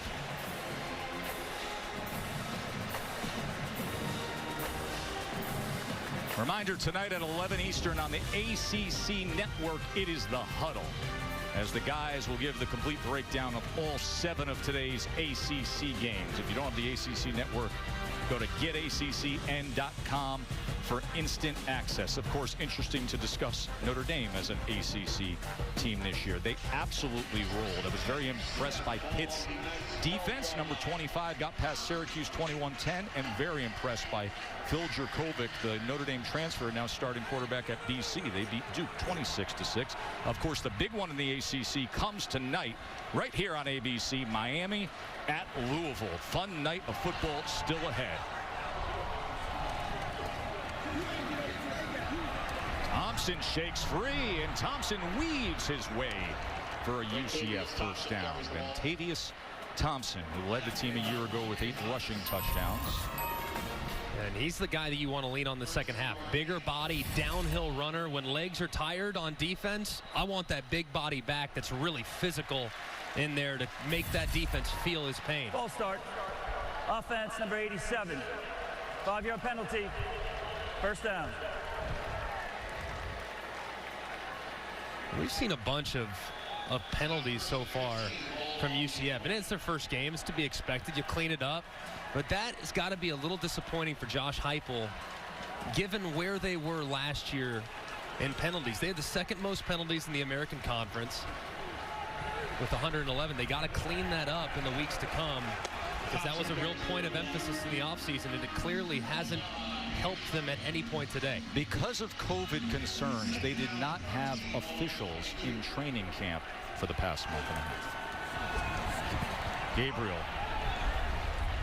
It was nowhere near Jalen Robinson. It was Walton who had coverage. It'll be a 3rd and 13 and another opportunity for this Georgia Tech defense.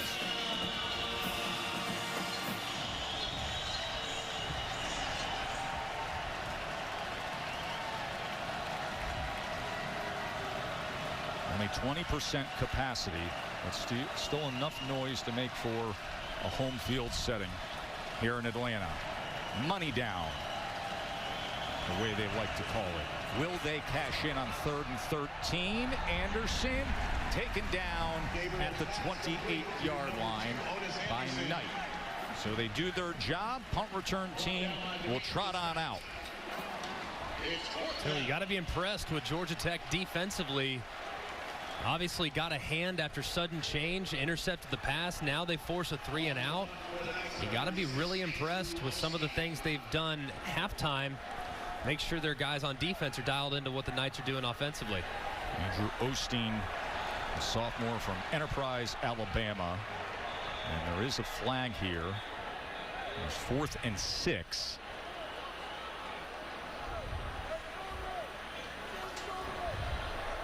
Offside. Defense number 37.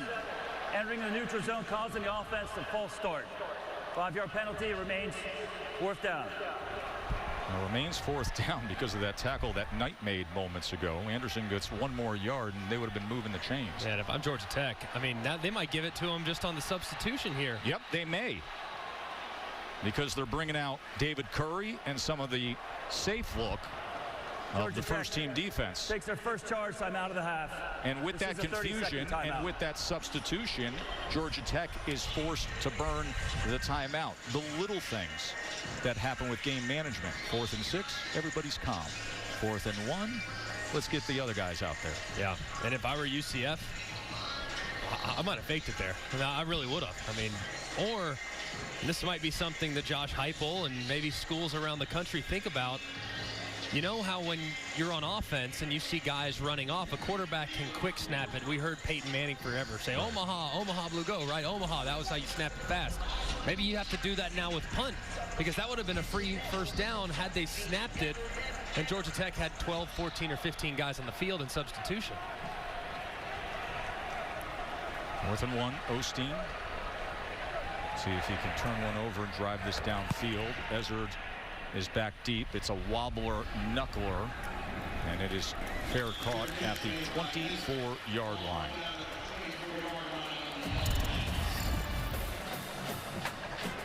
Around the Power 5, the big news this week that the Big Ten returns to play October 23rd and October 24th. We wait to hear word on the Pac-12. Read some reports that there could be a decision made by Thursday of this week. Big Ten putting out their schedule. Nebraska, Ohio State gonna get after it in that first week when they return. Gibbs. Gibbs makes his way to the 29-yard line. I have a feeling Nebraska, look, they've been a big part of the group within the Big Ten that have been pushing to play, wanting to play, exploring every possible option. But be careful what you wish for. You got Ohio State week 1. Right, exactly. It's going to be tough. Welcome back to football. Now here's Ohio State. And here is Gibbs who gets the corner, and you can see the burst that Gibbs has. Gibbs was a phenom at Dalton High School last year. He went for over 2,500 yards and 40 touchdowns. One of the ranking services had him as the #2 all-purpose running back recruit in the country. I got this quote from Jeff Collins. This is a direct quote from Jeff Collins about Jahmyr Gibbs. I'll tell you after this snap. What a tease that was, McElroy. You can't leave now. You can't. I can't leave. Nobody go away. McElroy's got a quote. Trying to get away from a TFL, and he does. And then finally, it's Collier. All right, what did Coach Collins say? Quote unquote, bro, he's Reggie Bush, dude. That was it. Bro, he's Reggie Bush, dude. That was it. And it's amazing because I get what he's saying. The guy's quick. He's agile. He's capable in the passing game. Remember, he caught a touchdown earlier. And I think his route running ability for a guy that's this young is exceptionally encouraging. So, timeout. And it's been fun to watch both him and Sims as they kind of revitalize this Georgia Tech offense here in 2020. That's not a good sign for UCF as Antoine Collier, the senior safety, is still down at the end of that play. It's the second time he's been down, man. I hope he's okay. And we talked to a lot of coaches. They're very concerned about everything as it relates to injuries because of their OTAs or abbreviated guys in and out of the lineup, what have you. A lot of coaches very concerned about how ready their players are to handle the rigors of a college football season. So a lot of coaches very concerned about that and hoping it doesn't rear its ugly head for any of their teams here this season. Well, they're still tending to Collier. Now, you mentioned the quote from that guy right there, Jeff Collins, and without the need to get deeper into the colloquial prose of bro, he's Reggie Bush, he is versatile, and this is how our game started, just to remind you, and this is the debut of the true freshman from Dalton, Georgia, but how he can impact the game in so many different ways. A 73-yard kickoff return. And that's the way to get started, right? The first time you touch the football at this level and you almost take it to the house. That's 30 for 30 stuff there. And you can just see the top end speed. But look, a lot of guys are fast. A lot of guys are strong. Even as freshmen, guys are more ready to step in to a featured role early in their career than ever before. They're more ready to handle that. But what I've been impressed with both him and Sims is their instincts, their ability to impact the game in more than one way. Like you said, special teams, in the passing game as a running back. Sims, not just through the air, but with his legs. I mean, it's just really encouraging to watch these young guys work. And Ezzard is able to corral that. And Ezzard will get it to the 46-yard line. So it'll be a third and about a long 2 for Georgia Tech.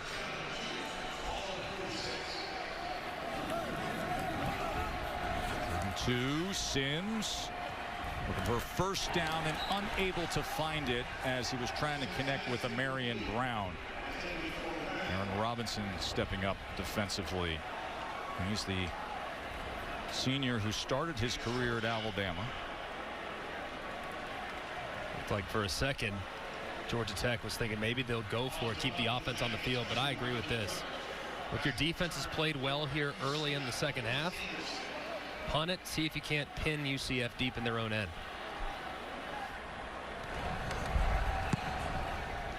It's Harbin. Tries to pin him, and Anderson will make the fair catch at the 12-yard line. Biggest moments of the game brought to you by Samsung QLED TV.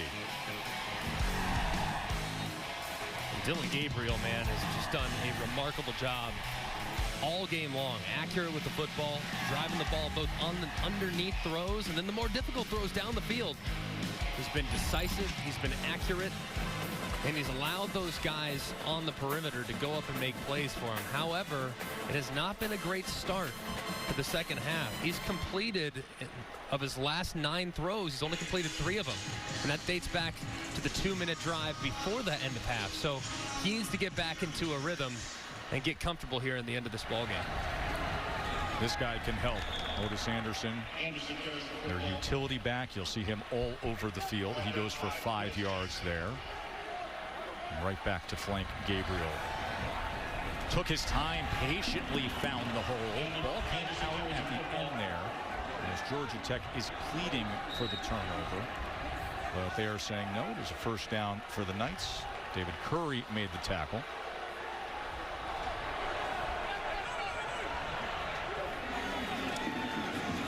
Anderson again.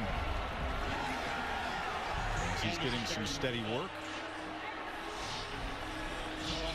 That's 3 straight plays. Basically the exact same offensive snap, just up and inside zone read.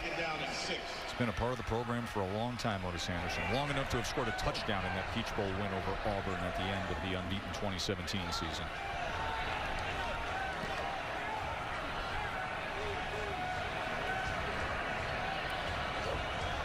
Second and 6, a little bit of pressure from Georgia Tech. They pick it up, and an opportunity downfield. And incomplete as he was trying to connect with Ryan O'Keefe, the sophomore from Austin, Texas. Wesley Walker was there defensively for the Yellow Jackets. Just a little bit late there from Dillon Gabriel on the deep ball. Had a man, just underthrew him. And here, pretty critical down and distance. And a guy that's been quiet here in the second half. has been Jalen Robinson, number 1. Let's see if they look in his direction at the top of the screen. He had a big first half and hasn't had many opportunities.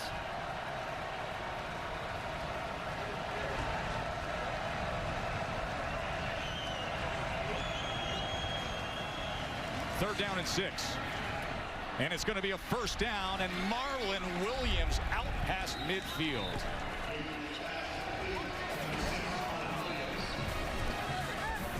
That's a good job there by Dillon Gabriel. They're doubling right now, both with a safety and a corner. They're doubling Jalen Robinson on the left side, which means you have one-on-one opportunities to the right. Find your guys. Find the best matchup that you can find. And that time, like you alluded to, the slot, Marlon Williams breaks free on an outbreaker and turns it into a big play. Wesley Walker is getting the attention of the medical staff. You know, Dillon Gabriel, unique backstory. Obviously, told you he comes from Hawaii. He played for the same high school in Hawaii as Mackenzie Milton.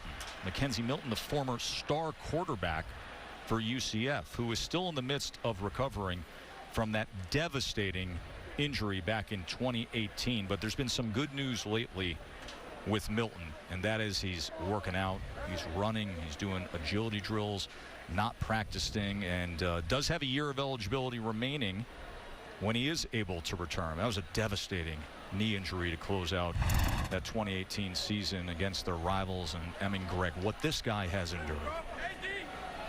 It's amazing, and it's honestly, it's inspiring to see just how hard he's working to try to get back for his teammates, man. And it's upsetting as a fan of college football, because when he was on the field, it was electric. You had to watch. He was one of the most exciting players in college football. I legitimately think, Tess, he had Heisman Trophy possibilities. I really believe that.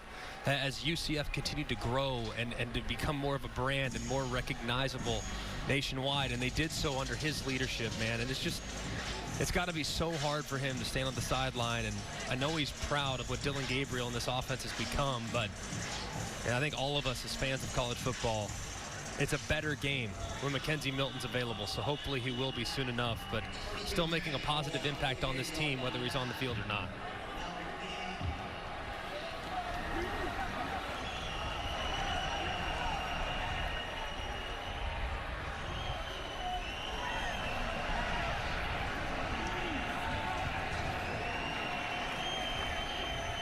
Back to action here.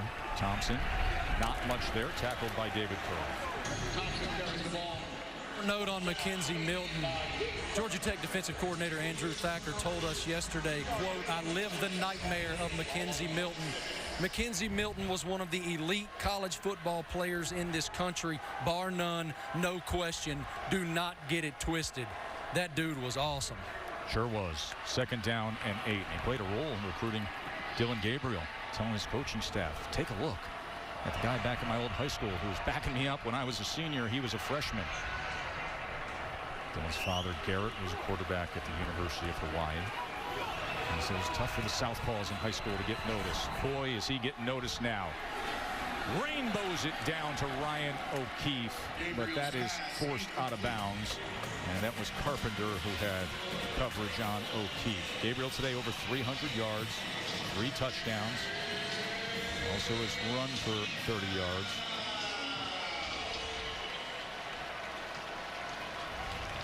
Repping his home state. From Hawaii to Central Florida. And now facing a 3rd and 8. 3-man rush, and with that, they're going to dump it down to Anderson. And Carpenter was tracking defensively. You got to think that call was to set up a 4th down possibility underneath, and a good play by Carpenter to make the play in the open field. But here, 4th down, see what you're going to get defensively. Expect them to take a picture here. 4th down and 5. There you go. They take a picture. Now you see what they're in defensively. You got man coverage to the top. 4th and 5, looking for something. Pressure on him, and it's incomplete. His only option was Williams.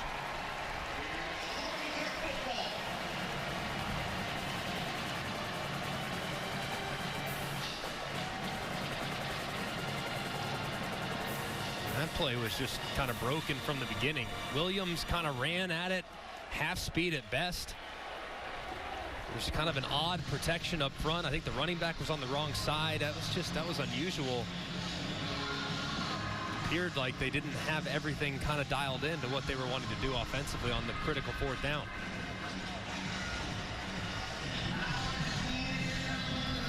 As you can see, Williams is clearly very upset and demonstrative.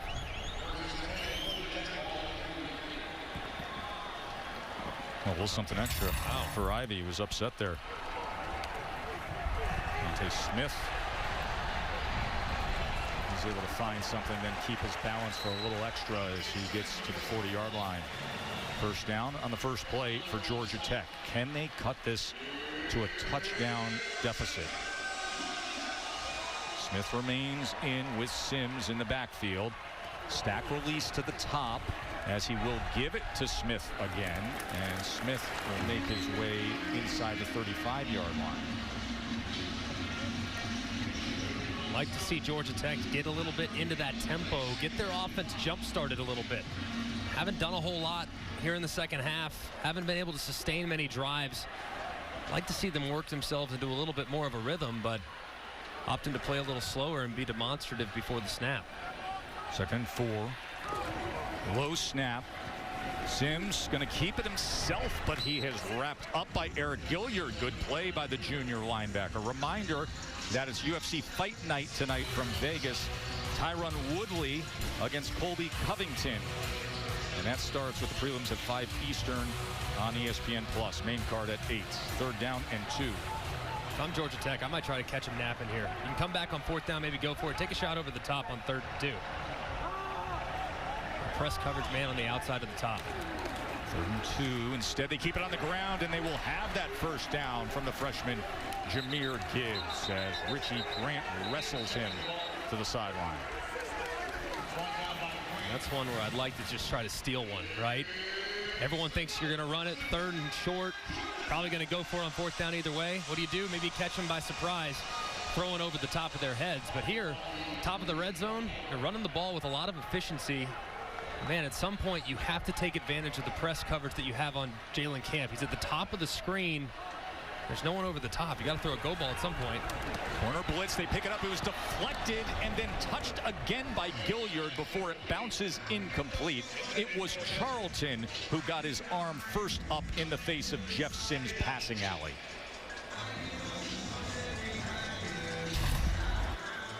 So Charlton, man, he's made some plays. He sure has. I mean, he has made some plays today. He has popped. And man, is that encouraging. This defensive line, very disruptive, but Charlton, man, he showed up and has made some serious impacts throughout the course of this ballgame. 2nd and 10. Boy, would it be big for Georgia Tech to get something here before the 4th quarter. Sims shakes free for a moment and then couldn't find room out on the edge as he ran into Robinson and Grant. 3rd down and 9. If you look at UCF defensively, they are just straight up in the face of these Georgia Tech receivers saying, hey, let's go. One-on-one, man coverage. I'm going to press you at the line of scrimmage. And the only way you're going to beat me is by throwing it over my head. It's a direct challenge to these wide receivers. And so far, Georgia Tech has not opted to take advantage of that aggressive coverage. Let's see what they play here on 3rd and long. Empty set with Gibbs split out to the top of your screen. Now he motions back. 3rd and 9. Sims, what does he have? Up in the air and incomplete. So this golden opportunity. And now the pressure as they look up at that scoreboard. 2-touchdown deficit. Minute 13 to play in the 3rd. Now 4th and 9. The ball in the UCF 27. Completely agree with this, Joe, too, by the way. I mean, your field goal kicking unit has been, for lack of a better word, a problem. It really has. So would that be a euphemism for a disaster? Yes, I was going to say disaster, but I just didn't feel like it was the right time. But I think right here, man, you got to keep your offense on the field. I agree with this call. 4th down and 9. Can they stay alive here in this drive? Sims pressured, spins free, looking to tuck, and he's going to come up well short. As a flag comes down late, Hancock and Woodson able to corral Jeff Sims. Let's check on the flag.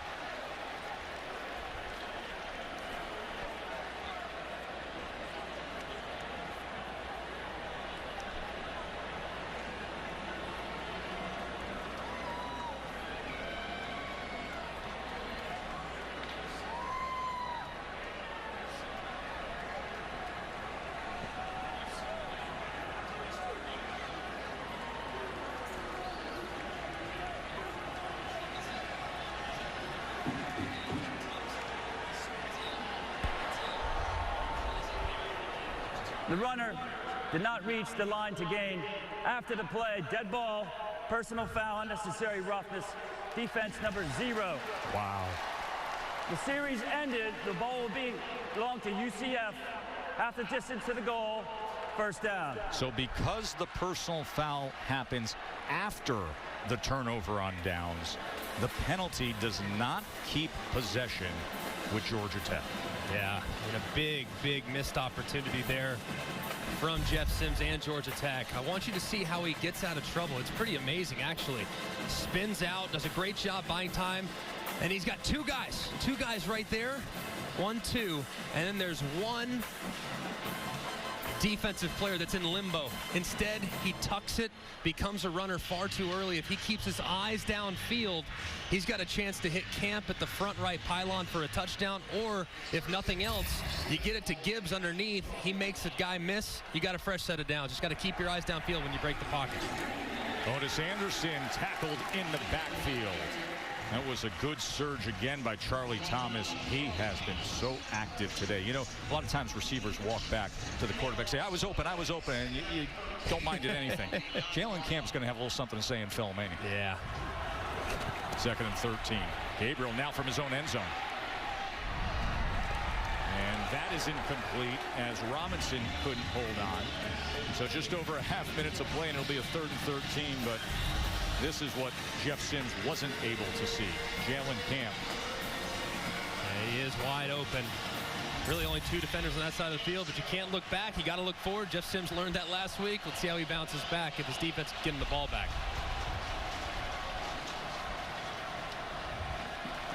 There was some movement. Full start. Offense, number 1. Half the distance to the goal. It is 3rd down. There have been so many opportunities for UCF, and they just continue to make pre-snap penalties. They got to stop doing this. They're absolute drive killers and making what is a very dynamic, fast, difficult offense to defend. It's making it manageable because they're off schedule. 3rd and 17. We'll just keep it with Anderson. Final moments here of this 3rd quarter. Number 14 UCF up 14 as college football presented by Chick-fil-A. We continue Dr. Pepper's championship drive game of the week. For injured player. Charlie Thomas is that injured player for Georgia Tech.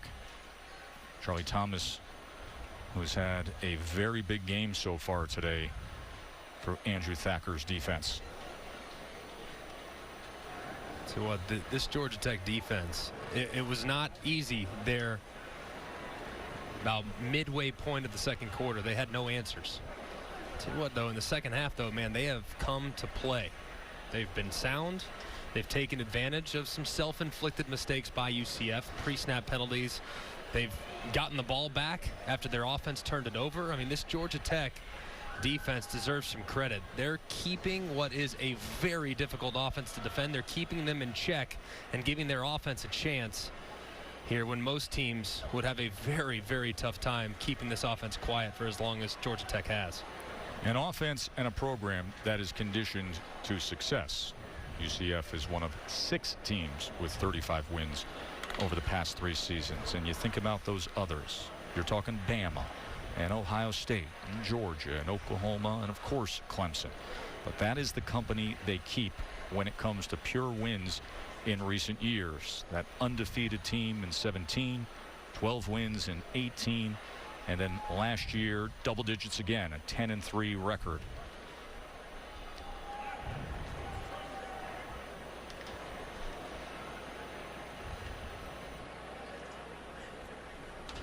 Thomas up on his feet. Nice to see that. You know, it's interesting you talk about that team last year that went 10-3, and look at that list. 35 wins over the last 3 seasons. It's amazing. And Gabriel, when he was a freshman quarterback, he didn't throw an interception in any of the 10 wins. The 7 interceptions came in the losses. Game against Pitt, Cincinnati, and the stunner against Tulsa.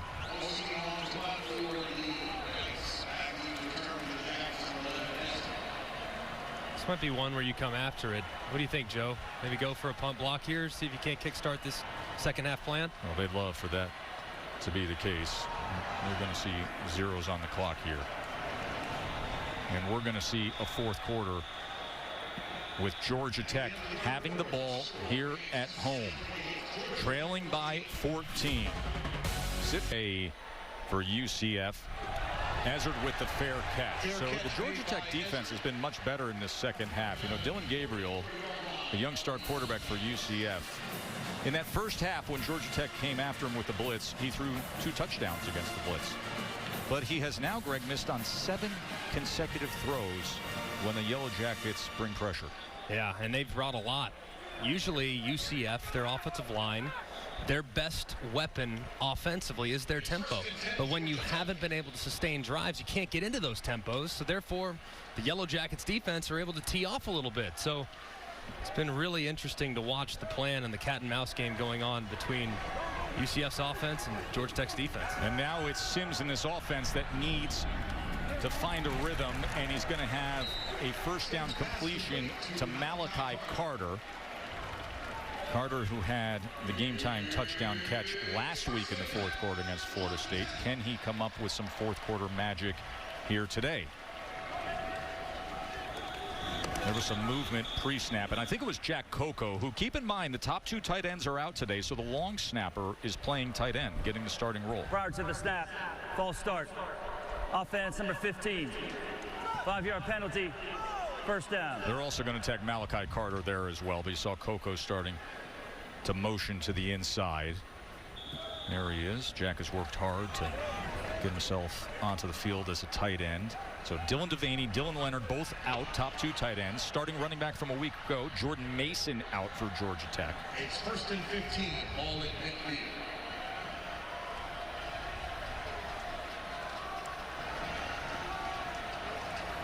Ball cresting right at midfield. Jahmyr Griffin, nice lane. Ball came out at the end there, and he rolled over and secured it.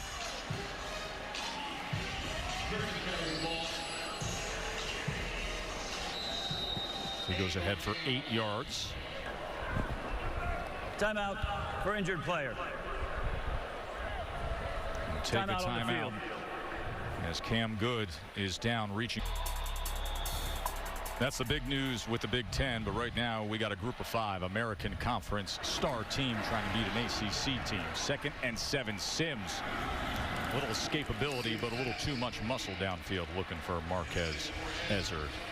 Now leave him with 3rd and 7. Georgia Tech trailing here at home to the 14th ranked team in the country. UCF is trying to have their 5th win against a Power 5 conference opponent since 2017, or as they like to say, non-conference Power 6 opponent. I love it. 3rd and 7. Gibbs. Can Gibbs get there? He can. Jahmyr Gibbs, the freshman running back, showing that spark and a first down for the Yellow Jackets. That was a nice run there, and a little bit of a surprise on 3rd and long. Handed to the freshman. Good job up front. Moving some guys off the spot. Gibbs dragging Charlton for a first down. First down. He's going to get after it again. And look at the speed and the spark and the score from Gibbs. Just what Georgia Tech needed.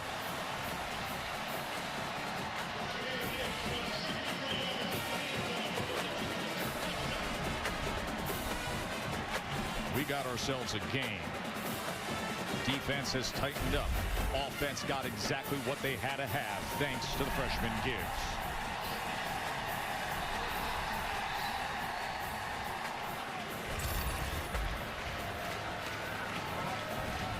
Now comes what's the left guard Jack DeFore, and then the former long snapper Jack Coco secure that edge, and then he's off to the races. This kid Jahmyr Gibbs, so highly regarded coming out of high school, big-time recruit in the most recent signing class, and very, very high hopes for him over the course of his career. You see those jets that he put on as he raced to the end zone against a really fast defense.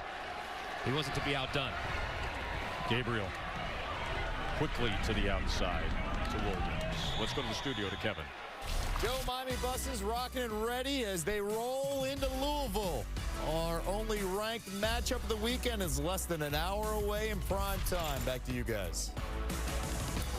Looking forward to that. Downfield, incomplete. Williams was streaking there. Rhett Lashley, and what that offense could potentially be this year. Who knows? Miami could be an X factor in the ACC. I'm telling you, probably two of the quarterbacks I'm most looking forward to watching in the ACC. Of course, you got Sam Howell at UNC. You got Trevor Lawrence at Clemson. But keep an eye on Cunningham and De'Aaron King now with Miami. Those two guys pretty outstanding when they're on their games. Quez Jackson is the man down for Georgia Tech. Well, that is our Saturday night game. 7:30 Eastern, 4:30 Pacific on ABC. De'Aaron King, number 17, Miami, against Louisville, 18th ranked Cardinals. Saturday Night Football is presented by Capital One. I would never make you make a pick in that game. I would never do that to you. Well, now, why would you never have me do that? Just because I just don't want you to ever potentially be wrong. Oh, aren't you know, you would hear about that. You too good of a friend for me to ever do that to you and put you on the spot. But I will say this. We're all trying to figure out, all right, who's that next team after Clemson? You know, a lot of people think it might be North Carolina. I'll tell you what, though, there's a decent amount of people that think it could be Louisville or Miami, and then, of course, the newest member of the ACC, the Notre Dame Fighting Irish. Yeah, as if you're going to dismiss this Notre Dame team and you know, top 10 team with an offense with Ian Book that really can do damage. But I'm going to tell you right now, the middle tier of the ACC, we know what Clemson is. Yeah. We know what Clemson is. But there is some quality ball this year in the middle of that ACC. I'm telling you, man. And honestly, I mean, it went from a one-team league, was so far beyond everyone else in their league. But tell you what, with what Virginia Tech did down the stretch last year, with what we've seen already just through a couple games with Miami, very encouraged with the growth that Louisville showed last year in year one under Scott Satterfield. Tell you what, this league is on the way up. Last year it wasn't great. I think every ACC fan would probably admit that. Tell you what, though, 2020 and beyond, it's looking very, very positive with the momentum a lot of these programs have created. Georgia Tech included, by the way, who is 10 times better than they were a year ago already just through 2 games.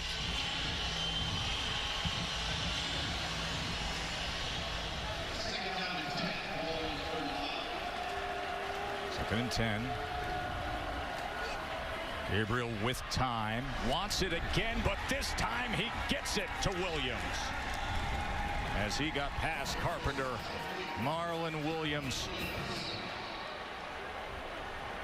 came on so strong in the second half of last year, and now providing a spark here in the fourth quarter of game number 1. Quick to the outside to Harris. Flag is down. What a big response drive this would be for UCF after Georgia Tech close to 7. Offense number 1. All 11 players were not set prior to the snap. 5-yard penalty. First down. And it's just so many times we've seen UCF take a big old step forward only to stop themselves and stop that momentum. Look, I know they want to play with tempo, but Dillon Gabriel, it's year 2. Hey, you got to look outside. Are your guys set? If they're not, you can't snap it because now you're off schedule after the big play.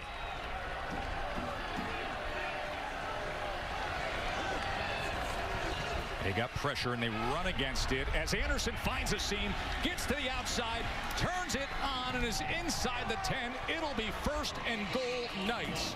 It was Wanye Thomas who had to tackle him, or else it would have been a quick 6 for UCF. Fast to line up. First and goal. Anderson probing, and he's down to the 1-yard line. It's the same play. Let's see if they do it again. 3rd time's a charm. Or they might go with that zone read, that bunch formation. Look at this tempo. Lowering the shoulder, and he's in. They snapped that with 35 on the play clock. Right at you, machine gun style. Snap after snap, and right down the field they come. Otis Anderson, rushing touchdown for the Knights.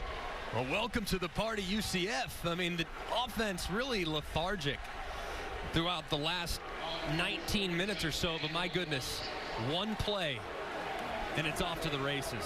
It's a great answer there from UCF's offense after really struggling throughout the third quarter.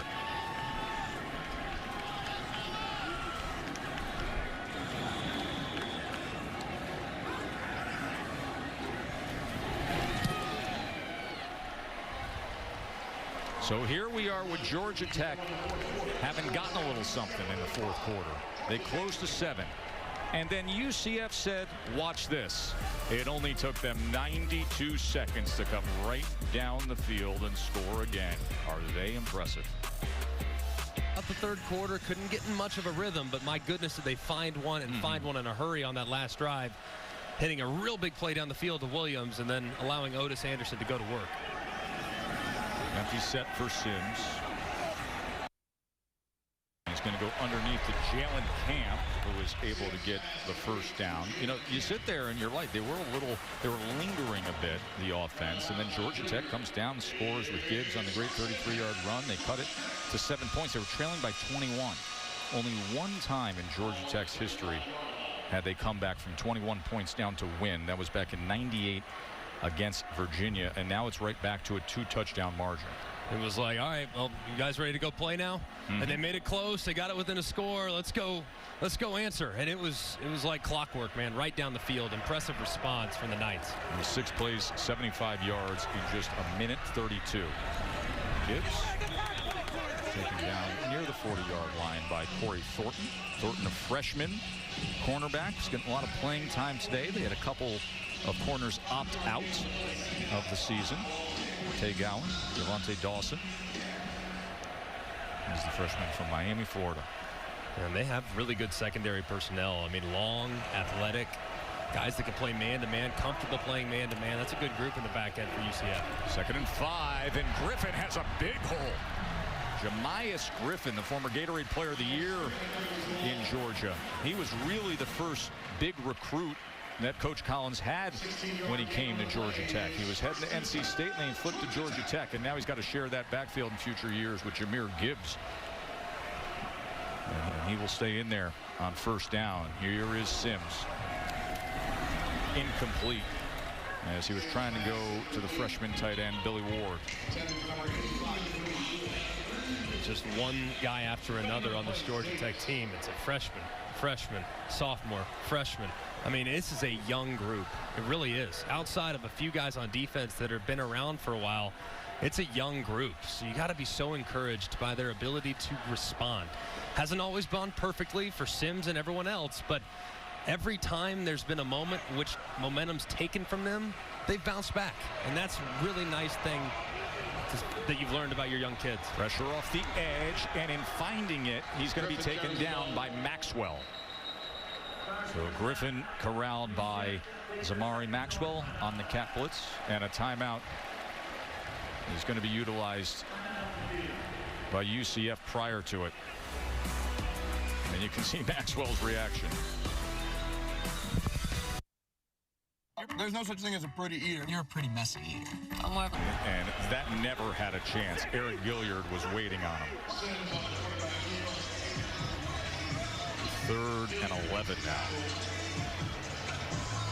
Got to think 4-down territory, couple scores, still plenty of time.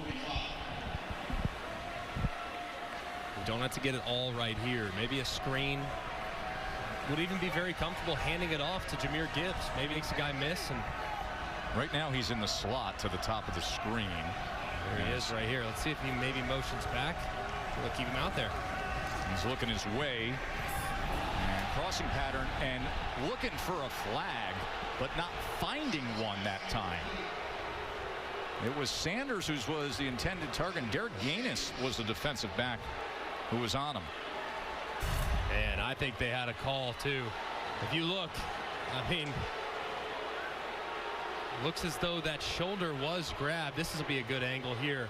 Yeah, you look at that left arm there defensively. Gaines kind of grabbing and altering Sanders as he crosses the middle of the field. Lucky for UCF they didn't call it, but I think Georgia Tech has it right. 4th down and 11. No PI, and now this. Sims steps forward. Tux has to get there, but he's ridden out. Well done by Corey Thornton, the freshman corner. And you can see the juice bubbling up over on that sideline with UCF.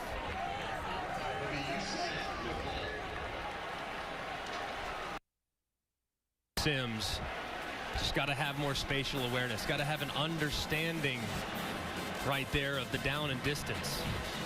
Can't just start straight for the sideline. You have to cut that up inside, give yourself at least a chance to make a guy miss, but just an unfortunate lack of awareness there by Sims, who's still trying to figure everything out here at the college level.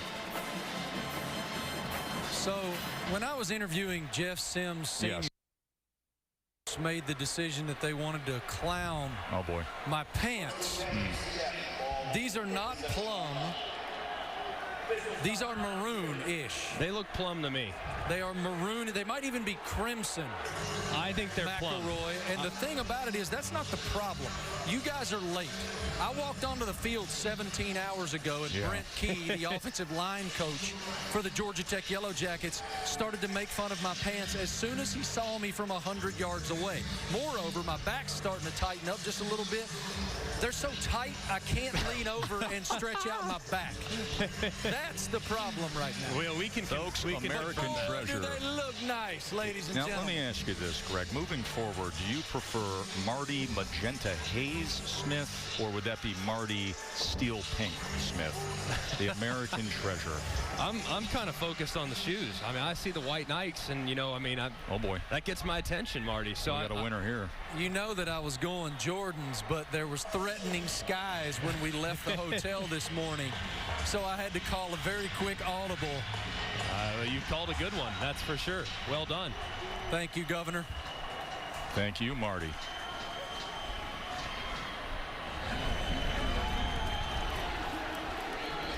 Flag is down as Gabriel was taken down at the end of that. And coming in was Dominic, right on Gabriel. Personal foul. Roughing the passer. Defense number 42. 15-yard penalty, automatic. First down.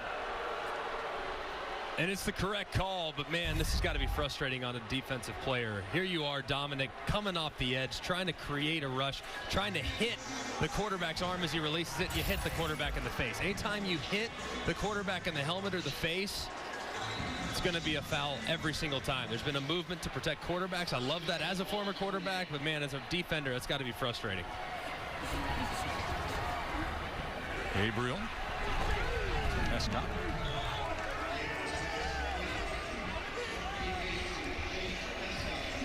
And this is UCF's offensive identity. Most teams with a 2-touchdown lead under 9 minutes on the clock would be 4-minute offense. This is how they go about their business. And Thompson just gashes straight ahead, and a flag comes in at the end of the play. As it stands as a first down for now, but we will check on the flag. Could be holding here. Holding. Offense number 55. 10-yard penalty. Second down.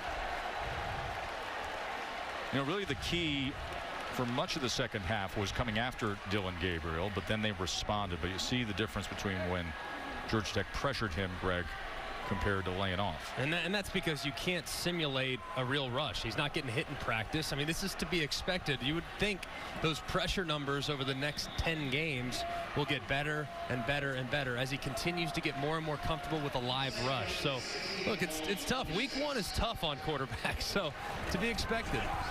What's not tough is when you look at the stat line as he's able to get it here and connect again with Williams, as he has 3 touchdown passes and just connects again for now 375 yards, a career high. 3rd and 2, Thompson, as he spins ahead, will have the first down for the Knights, and we will be going under 8 minutes to play here, tackled by Bennett. So a career high in yardage for Dillon Gabriel, as Tariq Carpenter is down. He is the middle of that back end for Georgia Tech's defense. He was involved with a huge hit last week against Tamarion Terry, the all-ACC receiver at Florida State. Yeah, he was. Big 6'4", 220-pound receiver at full speed, going up against a 242-pound safety in a legal collision. But I'm sure he was feeling it on Sunday and Monday, and he's down now too. And he's kind of the heart and soul of that back end as far as establishing that physical presence. He's a big body dude that can really hit you and is involved not just in the passing game and coverage, but also excellent run support. So, Greg, here we always will be number one. Everybody's safe, and hey, as a team, it's a tremendous accountability challenge too. Man, we all got to be accountable to each other, and hey, if your number's called, you got to be ready to go. Thompson able to get to the 32-yard line. Of course, we've had Georgia Tech. We had ACC action last week, and now this powerhouse in the group of 5 with UCF on the road here. And then next week, the SEC gets underway. We're like UCF's offense, like heading into the 2020 season. Like we're about to get a first down, and then it's going to be full speed ahead. Yeah, for those of you who sit back and say, wow, you know, you look at the schedule the past couple weeks, it's thinned down, it's, you know, you get some games that get postponed. Well, next week the ACC comes back to play, and then the great announcement everybody was thrilled with, there we are the weekend of October 23rd and 24th in the Big Ten. We'll wait to hear on the Pac-12. 3rd down and 5.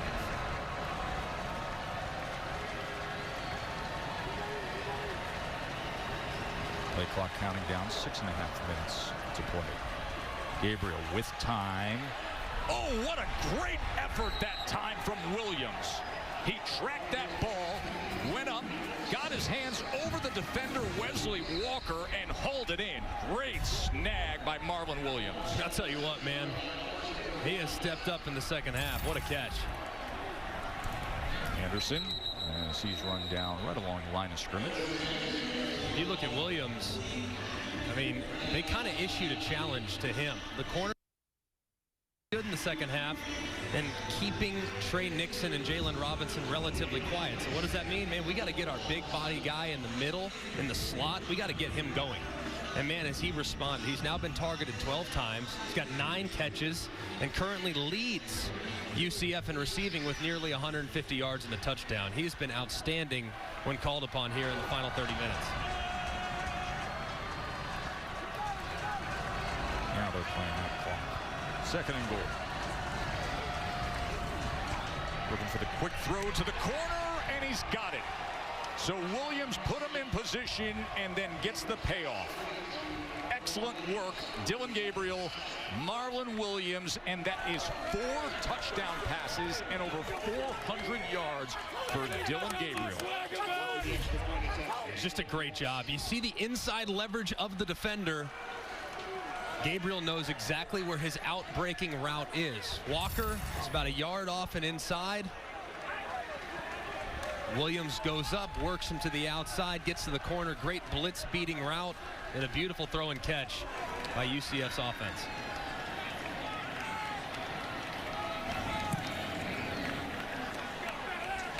Wasn't it just a 7-point game not long ago? Extra Yard for Teachers Week is the annual effort led by the College Football Playoff Foundation to bring college football together to support and celebrate teachers across the country. And thanks to the CFP, ESPN is honored to donate $20,000 this week to help support teachers and their students. To learn more about Extra Yard for Teachers, follow it at CFP Extra Yard. That kind of 4th quarter all of a sudden for the home fans. Is he knocked out? Is he gone for the day there, Greg? I think he's hanging on. Think so? I think there's hope there. Well, it's just, I mean, obviously, Georgia Tech, remarkable school. That ain't the surrender cobra, bro. That's just the mummy. That's what we call the mummy. The surrender mummy. Remarkable school, but that's taking advantage of the things around you. He just uses the cushion on the pillow. That's just a pillow. I mean, he leans back, little pillow. I mean, ingenuity on display here in Atlanta. That's remarkable right there. Smart folks go to school here at Georgia Tech, take advantage. That was the tap to see that you're all right. Oh, he's back. Hey. Uh-oh. My man, you're on ABC, and there's a little derision soaking down from the broadcast booth. Oh, he is back.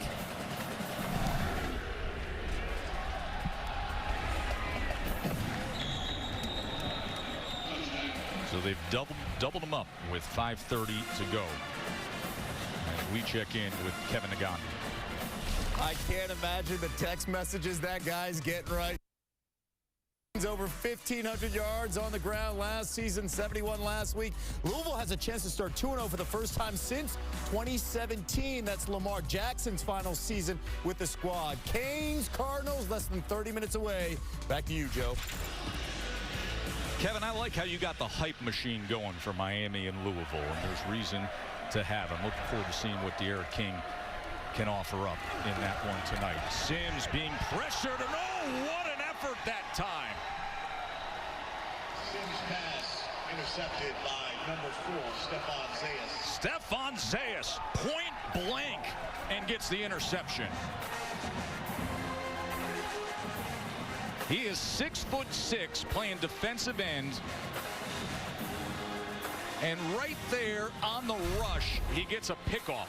And he starts all the way on the left side, works his way all the way around, trying to get a twist, trying to create a pass rush. But as soon as he sees the screen, he peels off, goes vertical, and makes a great play on the football. How about Zayas? Like you alluded to, 6'6". It's tough to throw it over that. It's an excellent play, heads-up play there by the redshirt junior. And give credit to the other defensive end, Randy Charlton. You mentioned it not long ago that Charlton is the guy who's been coming after Sims all day. He's the one who was in his face. And Tavius Thompson now runs the ball to the 16. As that clock will count down, there is Charlton. So one guy gets the pick, the other guy gets credit. You start to think about this UCF team and what kind of year it could be, and you know, the institutional understanding of how to win and how things could play out. You know, they're going to be at Memphis on October 17th. Memphis has to play Cincy at Cincy in late October, and then UCF Cincy is November 21. But those three in the American, yeah, all that is at top tier, big time. And now just the dump off inside the 10 goes Hescock, the tight ends. You think about the American, I mean, you reference those three teams. We always talk about Power 5, Group 5, whatever. Tell me the American right now isn't deeper than the Big 12, perhaps. Oh, the American is a strong conference, especially at the top. Very strong. And I think the American, you could make a case based on the first couple weeks here out in the 2020 season. It's early. But I've been far more impressed with the quality of play at the top right now. Now, of course, Oklahoma, Texas, they're excellent. But those next teams, 3, 4, 5, Oklahoma State struggled today. Iowa State lost to Louisiana. We know Kansas State struggled last week against Arkansas State, losing that game. The middle tier right now for the Big 12 is really working against them. So I think you can make a very, very strong argument on behalf of the American as, at worst, the fourth best or third best league in college football right now. You got style points here to close out this fourth quarter, and adding on to those style points is Thompson, Bentavious Thompson. And now folks are going to look at that score and say, all right, here's an ACC program that could be taking a nice step forward, that just won on the road against Florida State. And here comes UCF. And the Knights offense just keeps doing their thing year after year. And they're going to come just short of hanging half a hundo on Georgia Tech. How does 49 sound? Reminder, we have Game 3 of the Eastern Conference Finals. Celtics and Heat tonight at 8:30 Eastern. NBA Countdown gets our coverage started at 7:30 on ESPN. Boy, the Celtics have to get out of their own way a little bit. That Heat team is hungry, Greg. And that is a critical one for the Celtics against the Heat. Game 3 Eastern Conference Finals. It's pretty amazing to watch Miami. You know, I mean, the Heat go and they make quick work of Milwaukee and the MVP Giannis. I mean, I'll tell you what, want to know what this has done for me as an NBA fan? It has justified just how good Eric Spoelstra is as the head coach. Like, I mean, he always had great players, of course, won a championship. with LeBron. Obviously, we've been around a long time, but man, he is awesome. And of course, Pat Riley pulling the strings behind the scenes. It's a heck of an organization. It really is.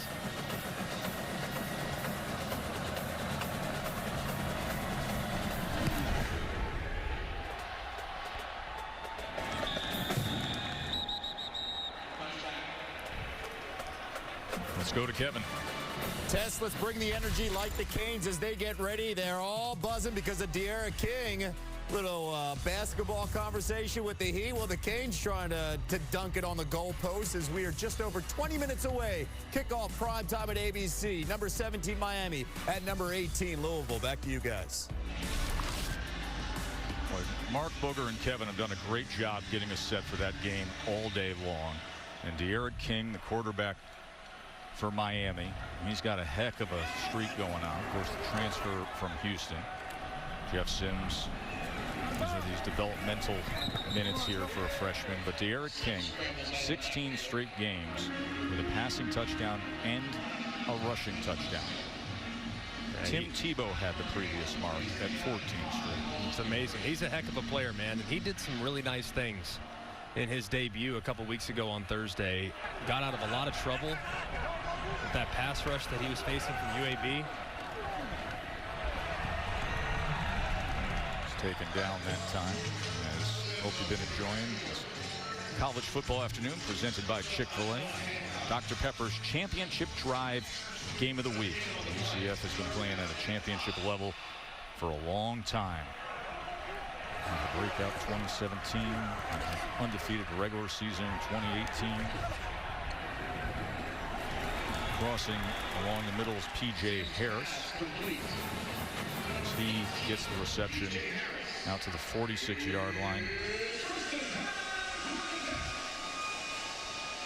This is going to be UCF's 36th win in their last 40 games since the start of 2017.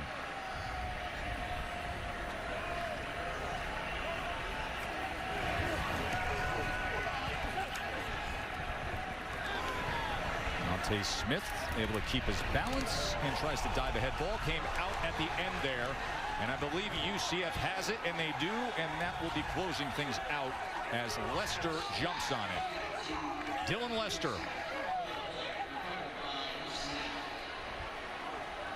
As he gets the fumble recovery and the sartorial splendor of the Blue Blazers heading to the exits here at Bobby Dodd. Ball getting a little loose. Just kind of the way things have gone here in the second half for Georgia Tech. Made a few too many mistakes now to be able to hang with a team that's this explosive. Too many turnovers. Just too many problems to kind of keep up. That is now their 6th turnover of the game. You just can't give UCF that many opportunities.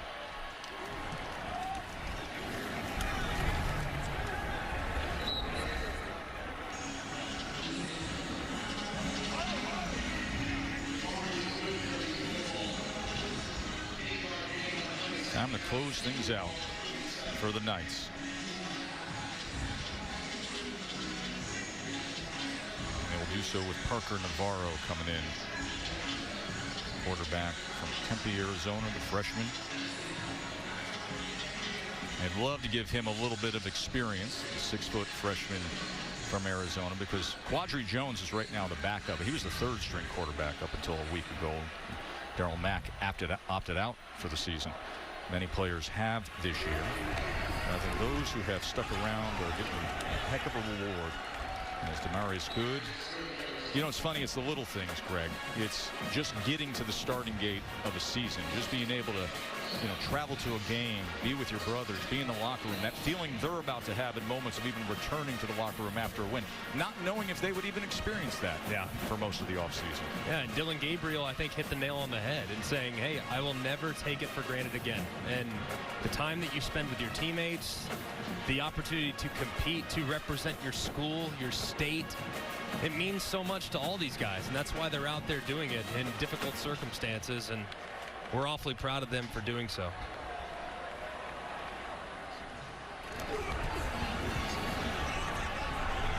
Johnny Richardson, the The 5'7" freshman from Lake Wales, Florida, coming in and getting some time here. Let's keep an eye on that kid. Oh, yeah.